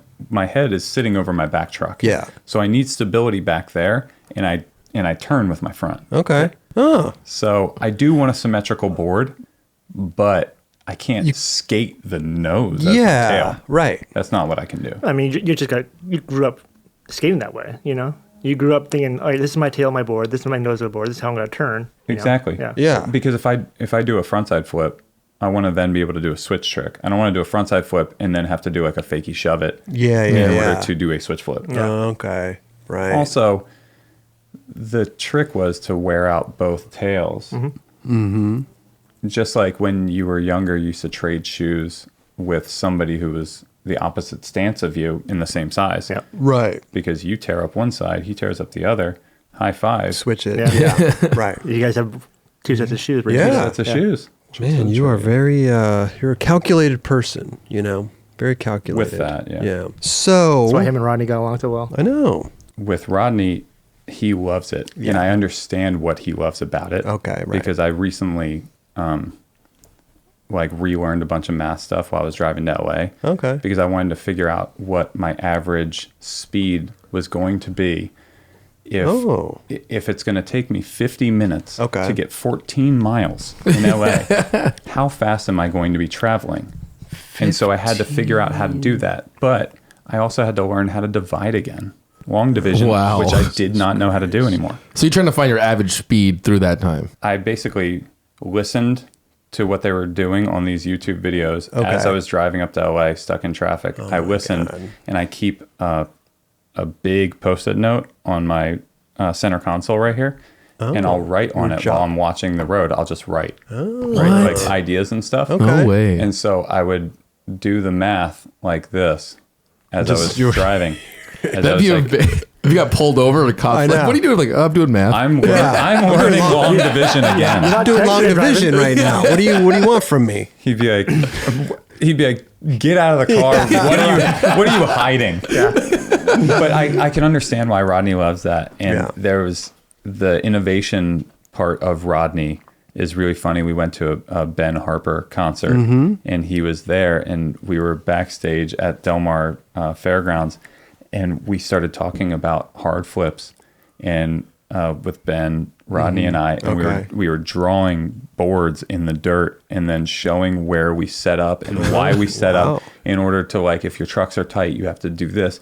and we were talking about that. Oh. And when I did the MBD video part, he like chimed in with like trick suggestions and stuff like that. Oh, wow. Which is pretty cool. Well, yeah, with the MBD video part, was that a DC thing or was that okay. It was just it was the perfect scenario to break you down and turn you completely mad. I bet. It was a warehouse that you decided that these ramps were going to be there, so no one's to blame. Yeah. They are exactly how you wanted them, and you have a filmer, and that's it. In a list of NBDs. A list of NBDs that you've made up that you think that you haven't seen. I'm sure everything's been done in the 90s. There you go. They did every single thing. Right. But you haven't. But not in this body. Yeah. And I haven't seen it. Yeah. So here's this maddening array of moves, and so I had a little, I guess, a set list. Okay. I'd go in one day and I'd try a trick, and then make one, and then try another, and try this other wild move just a couple times to kind of get the rhythm down. Not make it. Come back the next time. Continue that one. Yeah. Make it. Try another. Not make it. Go back. On purpose. I'd try it. Yeah. In order to understand Get it into your brain next time. There you go. And that's how that worked. How long did that take to film the whole thing? I don't know. I don't remember. Seems mad. Blacked it out of his mind right Jesus there. Christ. They made the ramps inside the warehouse. And when you make ramps inside a warehouse, there's sawdust every single little bit of it. So for the first 2 months, get a shot back. 3 months, it needed to be professionally cleaned, straight up cleaned by professionals. Wow. Because it was so slick. So there's a couple tricks in there that were done when it's unskatably slick in there. And the tricks actually show how it was so slick. The back nose blunt to back 5-0 shove it. That's one of them. And then fakie big spin 5-0 big spin was supposed to be fakie big spin 5-0 shove it. Oh. But it was going big spin because it's so slick. Interesting. You just kept it, yeah. That sounds fucking gnarly. So DC came about after Fallen. After Fallen kind of went under, you went to DC? Yeah. Well, Fallen didn't go under. Fallen, there came to dwindle. There came a point where I had a tough choice because I outgrew it. Oh. And so as much as I actually do still love it, I do love it. But basically, if you put a ceiling at 9 pairs of shoes, but you could sell 20. Okay. And you're like, well, why are we still making 9? Because the company couldn't invest that much more they couldn't safely invest that much more. But I could, if they had a larger distribution, they could. But there was skate shop specific. They didn't go outside of that realm. And they were very precious with who they sold to, which is what made it really cool too. Okay, right. But I outgrew it, and so I had the tough decision of like, what do I do? How did Jamie take that when you had to tell him? He's a smart dude, so I'm sure he saw it coming a long time before that, and I'm pretty sure he was the one who actually said, "Yeah, you outgrew it." So you guys got pretty big when that Ride the Sky came out. That's probably the height of how big the company got. Yeah. And then it kind of just went down from there. Yeah, I think you're right. I think Ride the Sky was like, that was a big video. Firing. Yeah. Right. I mean, that video part is the one that I'm most proud of. Seriously. That's the video part where everything in there is how I wanted it and done to my liking. Sick. There's always that one trick. At least one. Right. That video part for me didn't have that. So I'm just lucky to have found one video part in my life that didn't have. Seriously. The New Blood part though was fucking gnarly. Well, thank you. Yeah. But there's definitely tricks in there where I'm like, really? Yeah, totally. Damn, I remember when that came out. That was That was crazy, dude. That's awesome, man. I'm Anytime I see footage of him, I'm like, oh, that's fucking that's gnarly. You just had the real street part drop. Oh, yeah, that's right. That's right. Real street. Yeah. You going to go vote for yourself? He's what he's doing right now. Oh, yeah. You could get the phone out. Right now. Are you guys going to vote? I'll vote for you, man. How long did you say you were on Fallen for? I didn't. Oh. I have no idea. No idea. Okay, so then you switched. So then you went to DC, and then how long were you? When you went to DC, were you went from 0 to Plan B, right? Am I did. This? Yeah, I did. Yeah. What was the reasoning behind that? What was going on there? You didn't have a board sponsor for a little while, right?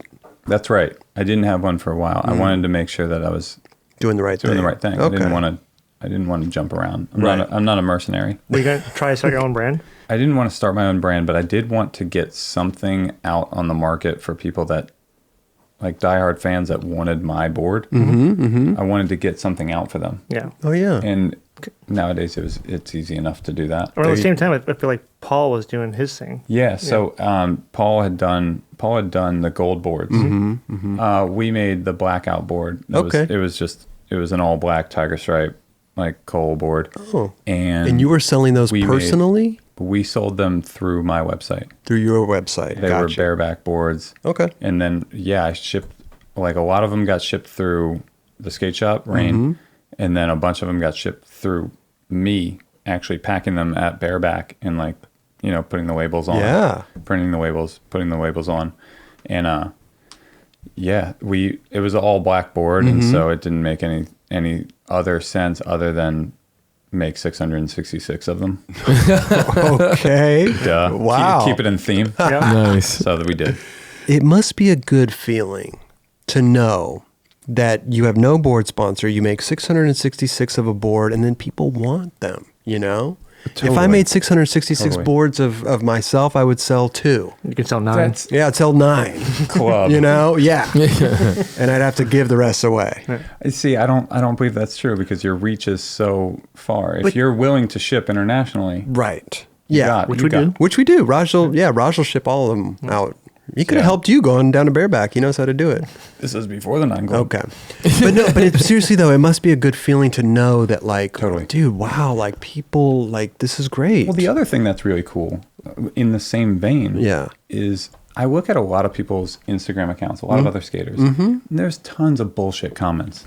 Right? Oh yeah. Like a lot of bullshit comments. There you go. My comment section and the people that follow me are generally really positive. Yeah. And I'm like, very, very appreciative of that. And I feel like that is bred from being myself. Yeah. I've always wanted to just be me because, and maybe it's not some master plan, but I do feel like being myself will only bring the fans of people that I would kind of hang out with anyway. Yeah. Because they'll get along with me. And I'm not acting some role that I then have to keep up with because that takes a lot out of you to have to pretend to be this person. Yeah. I'd rather just be me. You like it? Cool. We would get along. Totally.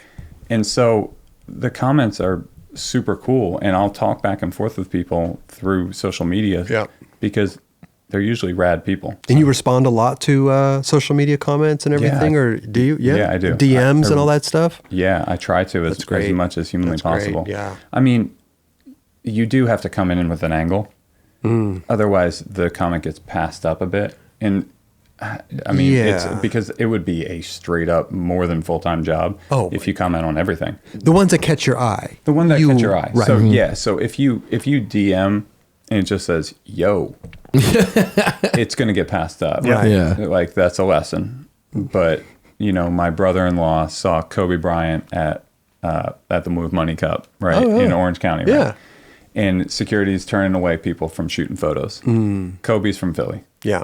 So my brother-in-law, Mike, is like, hey man, from one Philly guy to the next, you think I can get a photo? And security's like, no man, you can't. And Kobe got up. He's like, all right, Philly guy, let's do this. Shot a photo with him because he came in with an angle. Yeah, of course. Let that be a lesson for your DMs. There you go. Come in with an angle. Yeah. But what if they all start coming in with an angle? Then you're going to be He's going to be busy. Flooded. He's going to be busy. That'd be fucking awesome.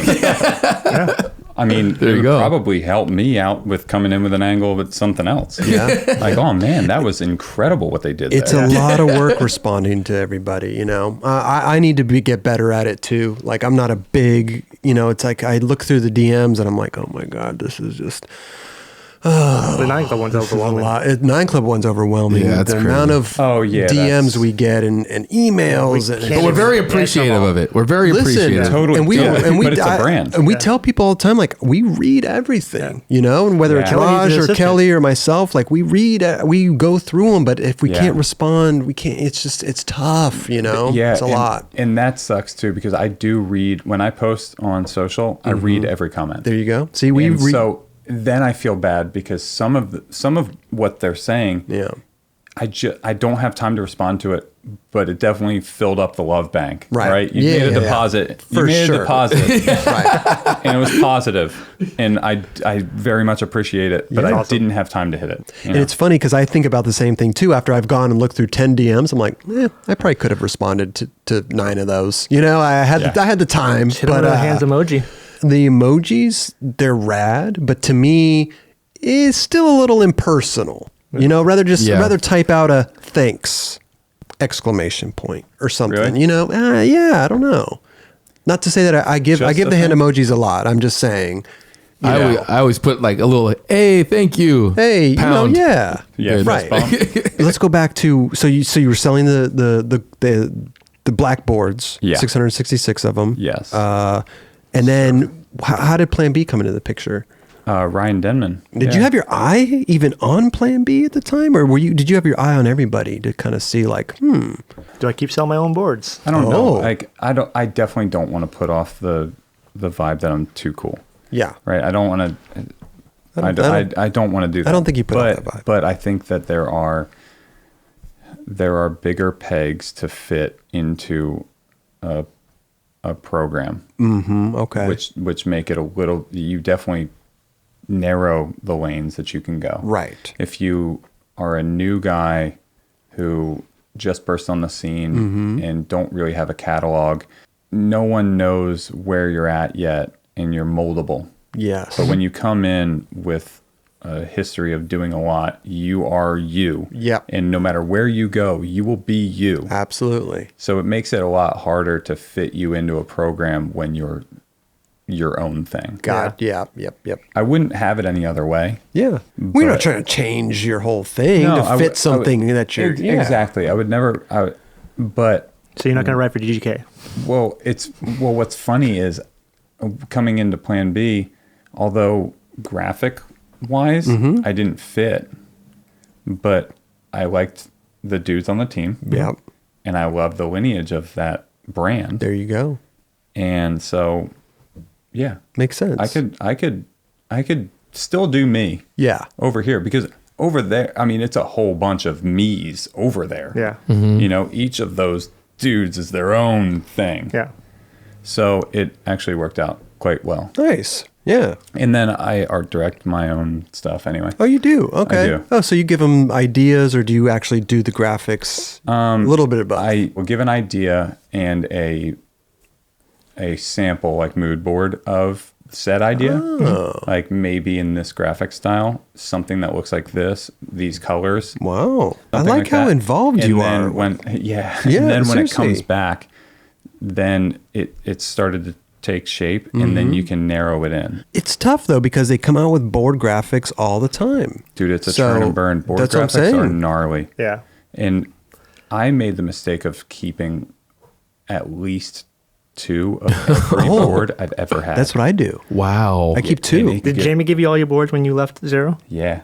Well, I had been collecting them all the time. But he was also collecting for you at the same time. Yeah, so it was really... That's right. That's why, because Chief did that. He would save boards for every single board. He would save 2 for the rider, 2 for black box. Wow. And so that's how it all started. And so you get a ton of boards, and now I have all this wood that I'm carrying around. I've got like 40 board boxes filled with boards. So now I'm like, oh shit, I should have just kept the graphic on a rectangular sheet of paper in a thin black frame to put on the wall. That's not the same, though. I know it's not the same, and it wouldn't, like, I mean, if you were ever going to sell your collection, it's not going to do the same. Right. But that's a considerable weight to be sitting up in your attic ready to bust through your bedroom ceiling. Did you hear about Chris Cole? All his boards fell on top of him while he was sleeping. Wouldn't that be poetic, though? Live by the board, die by the board. Yeah. No, but it's very it's just cool to have all your old shit. You know, it's very. I kept a bunch of shoes and stuff. See, sick. Well, dude, it sounds like you're in a good place right now. You know, good skate career. Yeah. Also, too, you're doing some commentary, huh? Dabbling into the ETN stuff. You're doing a little commentary with them, and speaking has become a thing. For me. Kind of taking a little bit of some job opportunities away from me. You know, I've been what's going on there? Hey, no, listen, I love what you do. Oh, thank you, bro. I'm just better at it. Wow. Oh, okay. No. Here's the thing, though, is you are really good at it. You see? Well, thank you. Here's the thing is, like, I look at, like, people like what you do on ETN and what Chris Pastris does with, like, Vans Park Series and all this stuff and, the Phoenix Am and whatever. And I'm like, that's not me. I could never do that. I'm not that guy to naming off tricks and everything. Name off tricks and to keep, you know what I mean? Like, I'm more of like the color commentary. Like, this is the guy. Yeah. So an interview or make some jokes or whatever. So it's not a one size fits all when talking on a mic. Totally. So talking on a mic doesn't mean, oh man, well, you should be interviewing people. Right. Maybe that's not your shit. Mm-hmm. Absolutely. Maybe you're just great. Maybe you're a great Sal Masakela. Right. You can call it as it's happening with feeling really, really well. Totally. Send to commercials. Bring back from commercials. Sound like Chris Pastris. I'm sitting there. I did Phoenix Am with him, and I'm looking at him like, I don't know how you're doing this, bro. Like, this is I would never be able. I would never be able to do that. Well, it's funny when somebody like Zitzer sits next to a Jeff Rowley and myself. Jeff and I are talking color commentary about what's going on the course. But we need a Zitzer because Zitzer can wrap it up. Will this person be able to edge out so-and-so? We'll find out when... Come back. He's really good at that. He's really excellent. Good. Yeah. Really good. And what people don't know is they're counting in your ear. Yep. You have headphones on, and there's somebody, as he's saying all that and wrapping it up, there's somebody going, 5, 4, 3, 2, 1, lay out, and that's it. And he's through that speaking. Oh yeah, it's gnarly. When I did Phoenix Am too, like I would be just commenting on somebody's pants or something because I was just kind of bullshitting or whatever, and I'd be in mid sentence and he'd be like, "Cut to commercial." I'd be like, and the guy's pants. And then Chris, I would just stop, and Chris would be like, "So we'll be right back," and blah blah blah. I just thought it was hilarious. Every time you open up your mouth, you need to know how to get out of it instantly. Quickly. It's like driving your car really fast, where you have to look around and make sure that where all the surroundings are, because you may need to. You need escape figure route. it out. And escape route all the time. It's a motorcycle. Not only the escape route is you need to know how to like put something into a sentence very quickly because when you come on the air, you only have like 24 seconds. The 24 second clock comes on. That's a long one. What do you mean long? Like 24 seconds is like you've got a while. You could really like do some damage. See, to me, I'm like, that's not long enough. I need like 24 minutes. 10 seconds, 15 seconds. Those things happen more often. Yeah. Where it's really wrap that thing up. Right. But you have to nail it. But also, I need to tell you why Tom Asta's Nollie Heel Front Crook is so damn sick. Yeah. I got 10 seconds to do it somehow. And here's another spin on it too, is like when you do the ETN stuff, you have to figure out like, okay, this guy's trying his trick for an hour. How am I going to fill up this hour? Yeah. Well, that's what happened at Tampa. I just did the commentary. Oh, you did? Taking another job from me, bro. Well, I did commentary with Zitzer and Andrew Cannon at Tampa, and that was a different deal altogether because you're not speaking to the web and the people that are watching the broadcast, the audience. You're speaking to the audience that are in-house. Yeah. So you're calling what's happening during the run, not just the tidbits that make that trick hard, but those and keeping up the stoke for 7 hours. The more you do it, the more you find these little things. It's like when I did Battle of the Barracks. Me and Mike Mo did it live. That was tight. Thank you, bro. Did you watch it or were you there? No, I actually watched it. Oh, you watched it? Oh, okay. I was away, and I sick. remember I was in Mexico. I was down in like Playa del Carmen, and I was watching it at the dinner table on my phone. No way. Yeah. Interesting. Yeah, so it's the same family vacation. Same thing there. It's like we were talking to it's loud in there though, so whatever. But we would do we came in for a rehearsal. All right, I'm sure it was loud at Tampa. we came in for a rehearsal and we had to do the whole dry run and like just kind of bullshit and whatever, and then we did another rehearsal. That's where I do my best work. But that's what I'm saying. By the third time, I told Ira,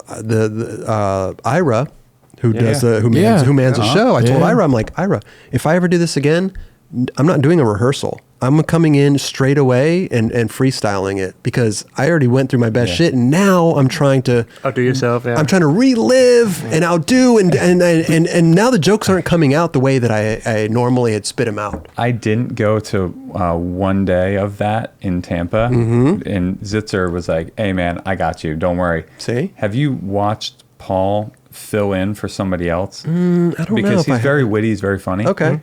He'll nail it. It's really fucking funny because he'll throw to this person and then he'll act like that person and throw back to himself. Okay. But it's all fucking funny the whole time. Interesting. Battle of the Barracks is a lot more planned out, I feel like. Very planned out. And they just want to make sure that all the camera cuts are good, and then like there's certain interviews in between. Very planned out. But even when I did Phoenix AM, it was the same thing. Like I had to go there a day early.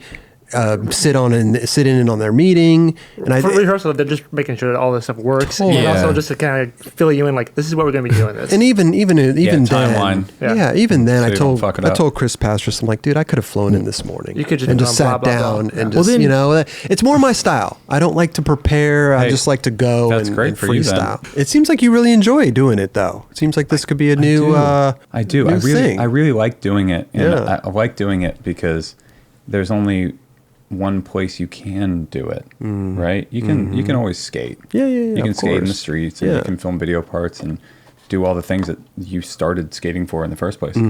And commentary is just there's one place to do it. It's fun though. You do a great job. I hope I want to see more of you. Well, I think you and me would be good together. You could be the guy who's calling the tricks out, and I could just be the bullshitter. I would love to see that. I actually have a very good idea. I'm not going to say it. We should talk about this after. We'll talk. Well, thanks for coming, dude. We got to talk about this right now. No, let's talk. No, I think we'd be great. I think we should do something. Yeah, we'd do some damage. Yeah. Going back to the old podcast thing we were talking about and your commentary, you're actually you're starting a new little podcast, huh? I am. Okay. So I've been I know that everybody has a podcast nowadays. I know that everybody no one does. It's like it's the joke. But I actually have been working on this podcast for a while. Oh yeah. And it's not what's the premise what you'd expect. It's it will be me and a like-minded individual. Okay. That right now basically based in music. Okay. Because I figure that you guys do a good enough job skate podcast. You guys do a great job. We try. I talk about skating enough. I've been in skating enough. Yeah. You guys do a good job. Why saturate the market with another skate podcast of me? Yeah. Okay. Right. That's stupid. Right. Because I would rather just be here with you guys. Just to let you know, I would listen to if you did talk about skateboarding. Well, thanks. Yeah, for sure. But I started going to all these shows, and I go to a lot of shows. I know. And like I told you, my superpower in music, and so I have this really strong bond with music. And I started meeting musicians. Yeah. And getting along very well with musicians. Okay. And realizing, oh man, they're just another side of the same coin. There you go. Yeah. I picked skating. They picked music. A lot of times they grew up skating. Yep. And I'd hear all their stories. So I was like, oh man, like I want to have a casual conversation back and forth with these dudes. And that's basically my podcast, is casual conversation / interview with musicians. Yeah. And how do you just, know these musicians, or do you just reach out blindly to some people? Because now you could just reach out on DMs and stuff and try to get people. Well, thus far it's been dudes that I know. And so we started. Yeah. Yeah. And so it's been dudes that I know, but it will continue to go further to people that I don't have a personal relationship with yet. Yeah, those are the best. We'll just basically hash it out and just talk. That'll be rad. I feel like, there are certain situations where you find yourself in, like face to face with like a hero, a musician. Like I was eating with my friend Toby. He is the front man from the band H2O. And so you find yourself sitting at a table with Scotty Ian from Anthrax. Oh, yeah. And you're just eating lunch with Scotty Ian from Anthrax. And you're a huge Anthrax fan. Right. So that degree of separation isn't far at all. Totally. I mean, the dude's here for lunch. Did you ask him? You were like, hey, man, I'm starting this podcast. You want to come down? And I fully have talked back and forth with Randy Blythe from Lamb of God, who skates. Oh, sick. And I've talked back and forth, but I've never mentioned the podcast. No, no, because I don't want to be like, hey, dude, well, we barely know each other. Here's the thing, though, that I've come to realize, because like you said, everybody does have podcasts, and I think everybody, people are, if you reach out to people on DM or just mention to them, also too, people they want to come out and do these type of things too, people are into these things, which is great. Yeah. But I mean, you guys have a proper setup. You better bring the fucking heat when you have a dude on, right? I mean, Wheezy F Baby sits here. Right. You better know what the fuck you're doing. We don't. Right? No, no, you guys dialed it. We have no idea. Are your podcasts out already? Or are you still working on it? They're not out yet. See, that's different though, because he hasn't heard it yet. That's the thing. Yeah. So after it launches, true. If they deem it good, then you start to get people that at least can reference it. Right now, it's definitely hey, I know you. You know me. Right. This is what I'm doing as a bro. Let's do this together. For sure. That's how we started. Also, especially for a casual conversation. Yeah. For a casual conversation style podcast, you kind of want that sort of dynamic. Yeah, definitely. So you've recorded a bunch of them already, and you're there. Okay, so you're not. I wanted to get a bunch in the can. There you go. I don't want to get backed against a wall. Now that was my next question. Are you going to do them every week, or are you going to do a season, or I'm going to do seasons. Okay, that seems to be because I still do have another job. We could talk about podcasts all day, man. I can't wait to. I'll tune in. I'll be a subscriber. On podcasts. Oh yeah. We should do podcasts on podcasts. Well, if you ever need me to be a guest or a guest host, I'm not musically inclined, so a guest host, I can come down there. That'd be really funny, though. The podcast that has podcasters talking? Oh, yeah. Or something like that? About how to podcast? Yeah. The podcast for podcasting better. Yeah. No, but if you ever need you guys do a full video cast, too, so is it a podcast? It's yeah, it is a podcast because it's available on podcast platforms, where anywhere podcasts. Account. I get it. Yeah. So, but are most of your hits via podcast, or because people play it and then just listen to it? Yeah, play YouTube and just walk away and listen to it. Yeah. Is that how it's mainly done? A lot of people do. Yeah. But a lot of people That's how I've done it. But if someone hears something, they want to see it then too. They'll go back and watch it. And I think skaters are very visual people too. How could we do this show without having video? That's true. Yeah. And especially when all the years things. of you doing interviews and stuff, and people are just reading them, or they'll just somebody will do a video piece on you, and you're just kind of answering questions. They're not being presented. You're not having a conversation. Yeah. People get to see you now interact, and it is nice to interact because although it is a skill to form the question into your answer. Yeah. And that works great for certain sort of promo videos where they say, hey, what was the best day skating in your whole entire career? And you're like, you know what I think the best day I ever had skating was? Exactly. Yeah. Although that works for some platforms, it is nice to It's nice to have a conversation with somebody. Yeah, and you're good at it. So that I think your little. Do we know a name for it, or do we know? Maybe we're not releasing that. Casual Conversations with Chris Cole. Oh yeah. I mean, I like all the C's there. That's a hard consonant. Hard consonants. Yeah, I don't know if we're allowed to throw it out yet. Well, we'll be surprised. Whoa. We'll be surprised when it comes out. I don't know. Fuck it. I'll lock it down. It's Chris Cole's Common Ground. Chris Cole's Common Ground. Yeah. Excellent. Listen, is there anything else we need to cover before we wrap this up? I mean, dude, let's talk about all this shit over here, dude. There's a lot of shit. You're a very sentimental guy, I feel like. You were looking at the magazine with the board graphics, and you like old shit. Well, yeah, we're talking about the 80s stuff. The Phillies just won the World Series right there, so I'm wearing a Respect the Champs shirt. Oh, is that kickflip tail slide or something? Switch front to nose grind. 5-0. Oh, 5-0, yeah. Switch front side. Okay. That's your spot. How many covers you have? Are we adding buyer's guide? Had 2 buyer's guides. Hey, what about CCS covers? I got them too. Jesus, add them all up. I actually don't get covers that much.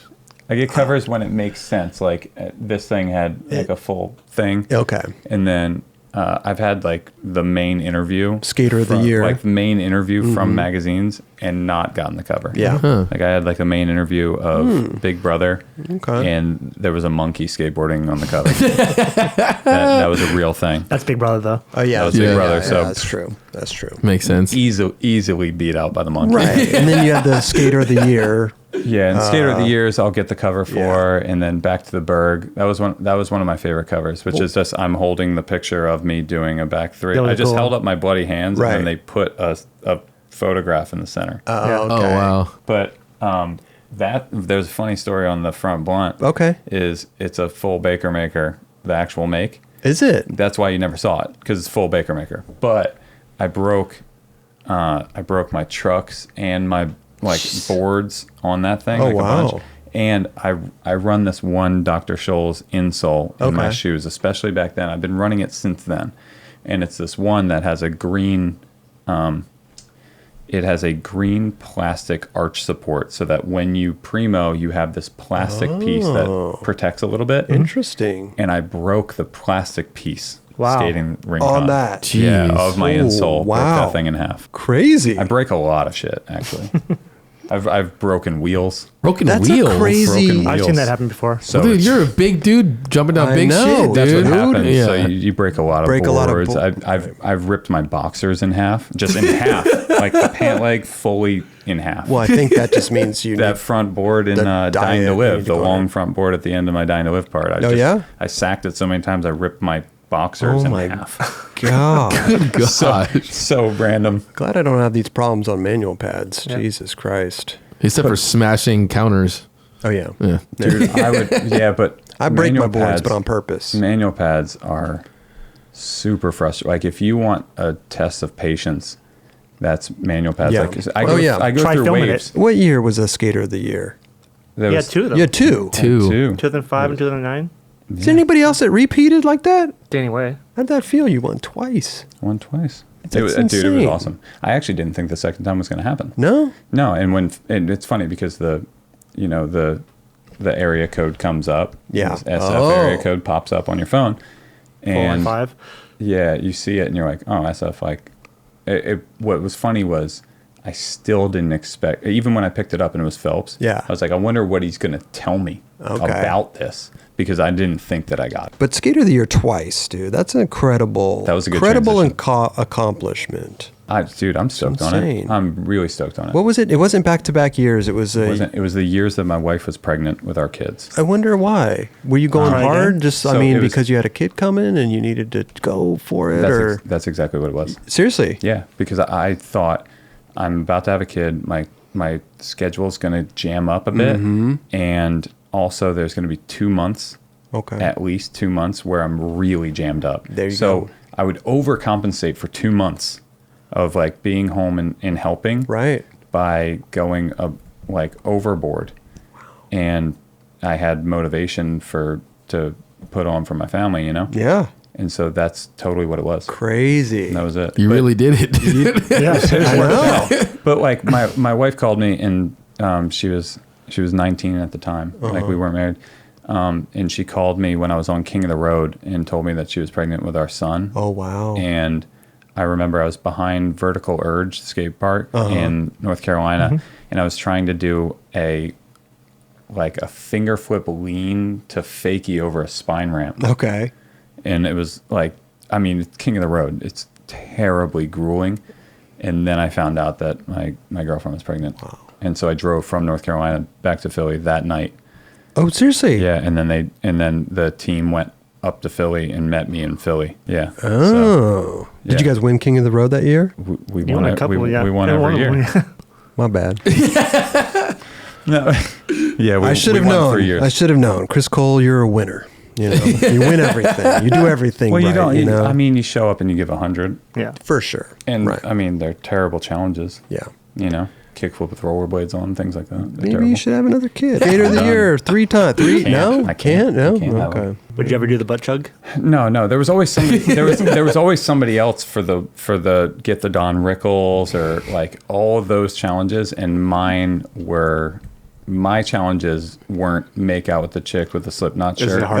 My challenges were the skate tricks. It was the back nose grind, nollie back heels, and the 540s and stuff. How funny would it have been if you went home to your girlfriend, you know, her being pregnant with a Don Rickles? Oh yeah, haircut. full Don Rickles and a history of makeouts. Hey, honey. And a history of hookups. Just like right. I made it out with a mom and daughter. Shit. But you're pregnant. This is great. Yeah, like now we can start anew. Oh my God. Now that King of the Road is done, we can start over. You ever ride BMX when you were growing up? He's like fully into it, dude. Wait a minute. You're part of a company. That is right. You're part of a BMX company, right? Yeah. What's it called?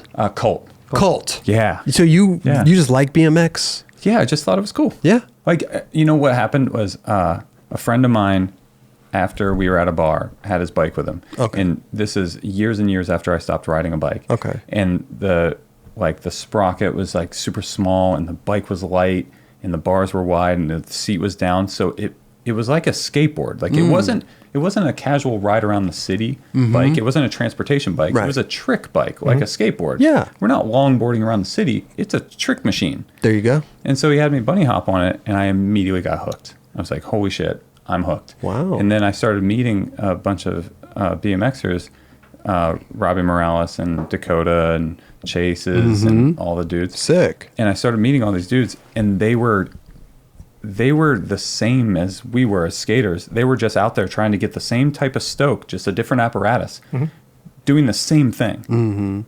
And it was different enough, but similar enough that I had such a fun time riding and gaining inspiration of skate tricks via how they rode a spot. Wow. So, and then the opportunity came up where Robbie was starting Cult.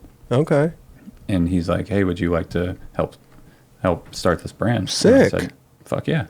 Have you ever been at a spot riding the BMX and gone up for a grind and have a skater yell at you for grinding? No, but I do ride plastic pegs. That's the thing. I always wondered why they don't make those damn pegs out of like truck material or something. The thing is, though, if you know how to grind on pegs, they're aluminum. You won't fuck up a ledge at all. No. If you know how to get into a grind, you're like, okay. Thank you, Roger. Yes. You're absolutely right. How do you know that, Roger? My brother was professional BMX. Brother, Oh yeah, dude. Yeah. So like the dudes that rip, they'll wax a ledge. Yeah. So they're not just friction dry rubbing it, right? I mean, that but sound then they'll is drop horrible. in like an ice, like they'll drop in a 5.0, like gently, like without pressure, and then slowly drop the pressure onto the grind. Got you. Just like a skater would, not just go into a Smith grind. You jump in, and as your body's still like weightless a little bit, you position, and then you drop in weight. You just kind of glide into it. Yeah. And now we have plastic sleeves that go over the peg, but I still don't fuck with like like copers. real. Yeah, it's like copers, but Okay. I don't jump on people's ledges. Yeah. Like I won't jump on ledges only because I'll drop in hard. Oh, okay. And because I don't know how. But flat bars and stuff I'll do. Yeah, it's interesting. Yeah. Because the even just the sound of them, it's loud. ear piercing. It's pretty rough, especially when a dude will do like an up down ledge that's not waxed at all. See, that's the thing. It's like geez. I even feel like just that sound alone like makes a skater go like, you get the fuck out of here. You know what I mean? Like, as if we have the right. Yeah. Well, totally it's my ledge, bro. Right. No, but when you're just literally destroying the ledge for everybody, totally that's fucked. Yeah. That's true. That's super jacked. It's true. But you know what? But you do the same damage if you ollie it up and smash down your trucks. No, dude, I grew up skating Trabuca Hills High School, and there would be bikers and rollerbladers and skateboarders there. Rollerbladers made everything perfectly icy, all good. Skaters were just grind it down. Bikers would just chip it in huge chunks, and because they didn't know how to get into a grind proper. Yeah, that's exactly what it is. But it's still it's still happening. It's still happening. You know what's cool? At certain spots, when the BMXers and the skaters have a really good relationship, if there's a bunch of different ledges at the spot, and then one of the ledges has kind of rough ground around dedicated to that's where the BMXers will be like, oh yeah, well, we'll just stick to this ledge, and then you guys have that. We won't fuck with that. And then you're like, dude, awesome. For sure. Perfect relationship. Yeah. Back in the day, Chafee would be like, left side was skaters and right side was BMXers. Oh, really? Oh, yeah. There you go. Dude, that's sick. But they don't, the bikers don't really go to street spots anymore, I feel like. They do. Oh, hell yeah. Well, I haven't seen any bikers at like a ledge spot in a long time. They don't like the courthouse. No, they don't like the courthouse. No, if they went there, people would kick them out. Actually, no, they're cool there. No, they're cool. They're cool. You know what? They get fucking buck. They do. It's wild. But I think that maybe the spots that we skate just aren't gnarly enough. Maybe. Oh, because their wedges are real shit. Yeah. I mean, dudes are like, there was like a half a page photo in Ride magazine of a dude doing a manual down Hollywood 16, straight tire ride manual. And it was a half a page. It wasn't even like what? It was like, you know what I mean? Like it's like that. Well, you know what's crazy too is that they have a bigger, like they can skate on or they can bike on grass and hit a ledge, right? And that's actually kind of like a no-no for them too. Is it? Yeah, they don't like doing that. Yeah, they want to keep it real like skaters. Yeah, dude, totally. Well, I mean, we can't ride on grass. They can land on grass. So, but they don't want to take off from grass. Oh, it's also lumpy and weird. But you know the ledges that go straight out at Hollywood High that like are on the front side by In and Out. Yeah. Like Garrett Reynolds did like a nose grind 180, and you land on grass. Like you don't land on concrete there. Right. So we don't really fuck with that ledge as skaters, but they can land on it. It's interesting. It's pretty sick. I wish that we could do that. Well, I respect a lot of bike. Yeah, it's a gnarly thing to pull that bike up and to slam on those bikes. I mean, Jesus, there's so many little holes and nooks and crannies you can get your extremities caught in. Yeah. It's a different slam. They slam bike first, so they let the bike take it, and then they eat shit. Whereas as skateboarders, we kick the board as far away from us as possible, so that we can just take on the ground alone. You can't do that with a bike because if you throw it, it bounces. Yeah. Comes right back at you. I've had that happen and it's fucked. Wow. It'll come back and you'll get like, just your hub axle will hit you on the inside of the knee. And you're not walking. Yep. But the thing is though, is that like Kelly really hates bikers. No, dude. Well, you know what makes me I don't mind them, but like when you're at a skate park. Like you're at a skateboard park that you're always at, and they're there. Yeah, you and don't want to crash into them. You don't want when they. Hell no, you don't want to crash into them. Yeah, that's when. Yeah. So sorry, I didn't. Not that I don't like them, but they scared me when they're at like certain places. Yeah, and I've run into bikers at a skate park when I was a kid. I ran into a dude. He was wearing a full face helmet, and I hit my face on his helmet, knocked out my front teeth. Dude, see, it's like that's insane because you're trying to avoid pegs and bar ends because they'll gut you, right? Like if the dude doesn't have like a bar end and it's just like an open metal piece, you're getting gutted straight up. So that's gnarly. There's a lot of weaponry, Ben-Hur situation going on. You need to account for. My brother took the handlebars to his spleen once at Woodward. Oh really? Just ruptured it? Jesus Christ. See, that's why. That's why. Kelly's like, I don't like it because dudes rupture their spleens, and I'm afraid for their health. You've never really seen Kelly get mad, but he gets mad at bikers. Is that a Kelly? He's kind of mad. Yeah, I can tell. That's as mad as I get. His voice, I had to turn his levels down. His voice raised a little bit. That's as mad as I get. No, but seriously, dude, like this has been amazing, bro. Dude, come back anytime. Seriously. Be careful what you wish for. No. You'd be great to come on the experience. The experience where we talk about news and skate shit and we take some phone calls from people. It'd be great. Dude. It's like Loveline. Totally. Pretty much. Well, I know you just came out with the X Games Real Street, but can we expect a Chris Cole part in the near future, maybe? Dude, I mean, You working on anything Plan at B the video? moment? I mean, I was working on that. Plan B video. No, I was working on the Real Street. Okay. So now I just It's wide open. Yeah. Yeah. It's a wide open canvas. So now I just got to figure out where it goes. Okay. Because I don't like to just film a part and then just throw it up where no one's going to see it. Okay. People are going to see your part, dude. They'll see it. Yes, but I want it to have... You'll get at least 666 views. That'd be cool if I just cut off the counter at 666. You could never figure out how many people have viewed my shit because I just cut it at that. No, but It's we'd pretty love to fucked. see another Chris Cole part, man. That'd be amazing. You dropped a lot. Well, dude. listen, I know, but shit. still. Greedy over here. Keep, bro. what do you want from me, you know? I mean, like, what do I do? Do I theme it? Should it be a themed part? Should it be a curb part? Theme it, sure. Take a page out of Day One's book and there you just go. be like, all right, I want to skate tree trunks. Right. I have thought about doing a curb part. Oh, that'd for be years, that'd be great. just red You curbs. should. Right now they're hot Yeah. again. So They are, but I can't slappy, so there'd be none of that. Oh, they're easy. You slappy. I don't. No? No, it just seems like an excuse to break your truck. Okay.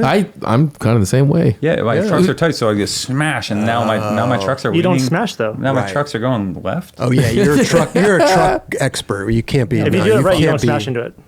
You just ride right up. I don't know if that's true. Roger's pretty good at it, actually. Yeah? It's actually pretty impressive. I want to know. I want a lesson. We'll do inward heel flips yeah. and slappy. I have a Slappies. curb down the street we can go to. Yeah. There you go. Yeah. Yeah. There's weirdly enough, there's a lot of great curbs here in Venice and Santa Monica. Really? Yeah. I don't know about it. I mean, Roger I skates the thought shit this up. town sucked. Thank you so much. You want to give him some gear? Oh, dude. Hey, give him that olive. I seen you checking out Oh, the hell olive yeah. shirt, man. What do you wear? Yeah. Large? I'm a Extra large. large? I'm a Yeah, large. Give me an olive large. large. And what other shirt? What else do you want, Use man? an Appleyard A mug? mug. Appleyard mug? I love Appleyard. I will put that on the fucking record. No, but There you go. Yeah. Yeah, give him that. Perfect. There you I go. just A little wanted to swag. make sure I got that logo right there. There you go. Yes. Nice See? Appleyard mug. Oh, look at that. That's pretty. Yeah. That is pretty. It's great, right? And the original behind you. How amazing is Appleyard's artwork, huh? Yeah. Appleyard was the first dude, and I'll just keep it going on the Please, stories. please. Appleyard was the first dude that I ever met in my entire life who was attached to nothing. What do you mean? Like he was just Free we spirit? were in Auckland, New Zealand, and we were in the hotel room, and he had this is like the sickest Appleyard. Like you remember the Appleyard that like burst on the scene and was the fucking hell yeah. shit. Yeah. Appleyard, right? Yep. Circa 204 Appleyard, right? That dude. Habitat. This is Flip Appleyard. This isn't burst on the scene Appleyard. This is sorry Appleyard. Yeah. Still. This is sorry Appleyard. Yeah. And he has all this sick Volcom gear, and he's got this roller bag, and we're about to fly home from Auckland, and we're in the hotel room, and he's wearing like an Oakland A's hat. He's not from Oakland. He just doesn't like. He's from Toronto, but he's got no allegiance to anything. He saw Yeah. the hat. He thought it was cool, right? He's wearing an Made for Oakland A's hat. Appleyard. He looks at his bag, and there's like his complete and all of his clothes, and he's like about to zip it up, and he's like, yeah, and he just leaves. Yeah, He starts right. walking out. Like, yeah, he's just leaving the entire roller, the What? boards, the clothes, just like, yeah, fuck it. And No way. Nothing was sentimental. And I was floored. That's and insane. impressed. Like, wow, this dude doesn't give a shit. And I want to have that. Right. Seriously. I need this shirt or that because I love those. I love it, yeah. I need those pants. Totally. None of that. Just That's fuck it. incredible. And then also there was no like home base. Oh, yeah. Because remember he went to Cayman Islands for a while. Yeah, yeah. You just move about. Wow. You wander, meander. That's, dude, Appleyard It was was so sick. It was cool. Right. It's kind of like how he does his art, kind of like, oh, fuck it. Freestyles it. Yeah. Man. How he does his art. It's amazing, dude. Isn't that a great? That's me and Raj sitting at Yeah. the desk. Kelly coming soon. Oh, yeah. We got God, that do I coming get soon. to draw something? Actually, that's Please. Yeah, that would be way too much great. pressure. Yeah. That's Yeah. way too much pressure. No What? pressure. That's What would you pressure. draw? That's the pressure part. I don't know. I don't know what I would draw. I can draw. Well, I can't draw well enough that I'm gonna do something absolutely beautiful. So it's right in that middle ground where I can draw too good for you to throw it on a mug, but not good enough for you to throw it on a mug. Right. Like if I made a beautiful hand, holding a microphone, or a perfect painted hand holding a mug, a 9 Club mug like this on the back of your mug. A full Sistine Chapel. I like that. Full Sistine Chapel finger. Right. That would be great. I'm not going to do that. Just know that there's a space on a mug that will always be there for you. Or a shirt. Okay. Maybe I should watercolor. Maybe that's the way to go. By the way, the mug and the shirt are available on the 9club.com. Yay. Chris Cole, thank you so much, bro. You're the man. Dude, thank you guys. Dude, thank you. Give it here, brother. Dude, look at this. This is fun. Thank you guys. Chris Cole, dude. I'm going to miss you guys. I'm going to miss you too. Miss you Well, you know what? Call us on the way home and we'll talk to you on the drive back down. Anyway, dude. Thank you again for coming by, dude. And making the trip up here. And no, I'm stoked. Now we get to skate flat ground. Let's go. All right. Yeah. That's how you, we're Kelly, try and Raj. I'm going to go take a nap. I will. I just need to eat first. You just ate a fucking Fatty. an hour ago. K-Fatty's on the move. You're going to eat some You're makes. crazy. You just had a whole bowl of That acai. little acai thing. What? Do you know what time that was? That was at 11 o'clock. Whoa, Kelly. Oh, his Yeah, blood getting sugar's mad getting a again. little mad. That was His not blood sugar's getting Hangry. low. Getting hangry. Yeah. His fuck the BMX thing actually just really threw him for a loop. You know, he is. No, we just sent him into a fucking rage. He's in a bad sick mood. of it. Dude. Talk about two wheels to this guy. Wow. Loses his fucking mind. Pay pegs. The worst. Good shit. Just kidding. Hey, man. Let's get the hell out of here. Believe that.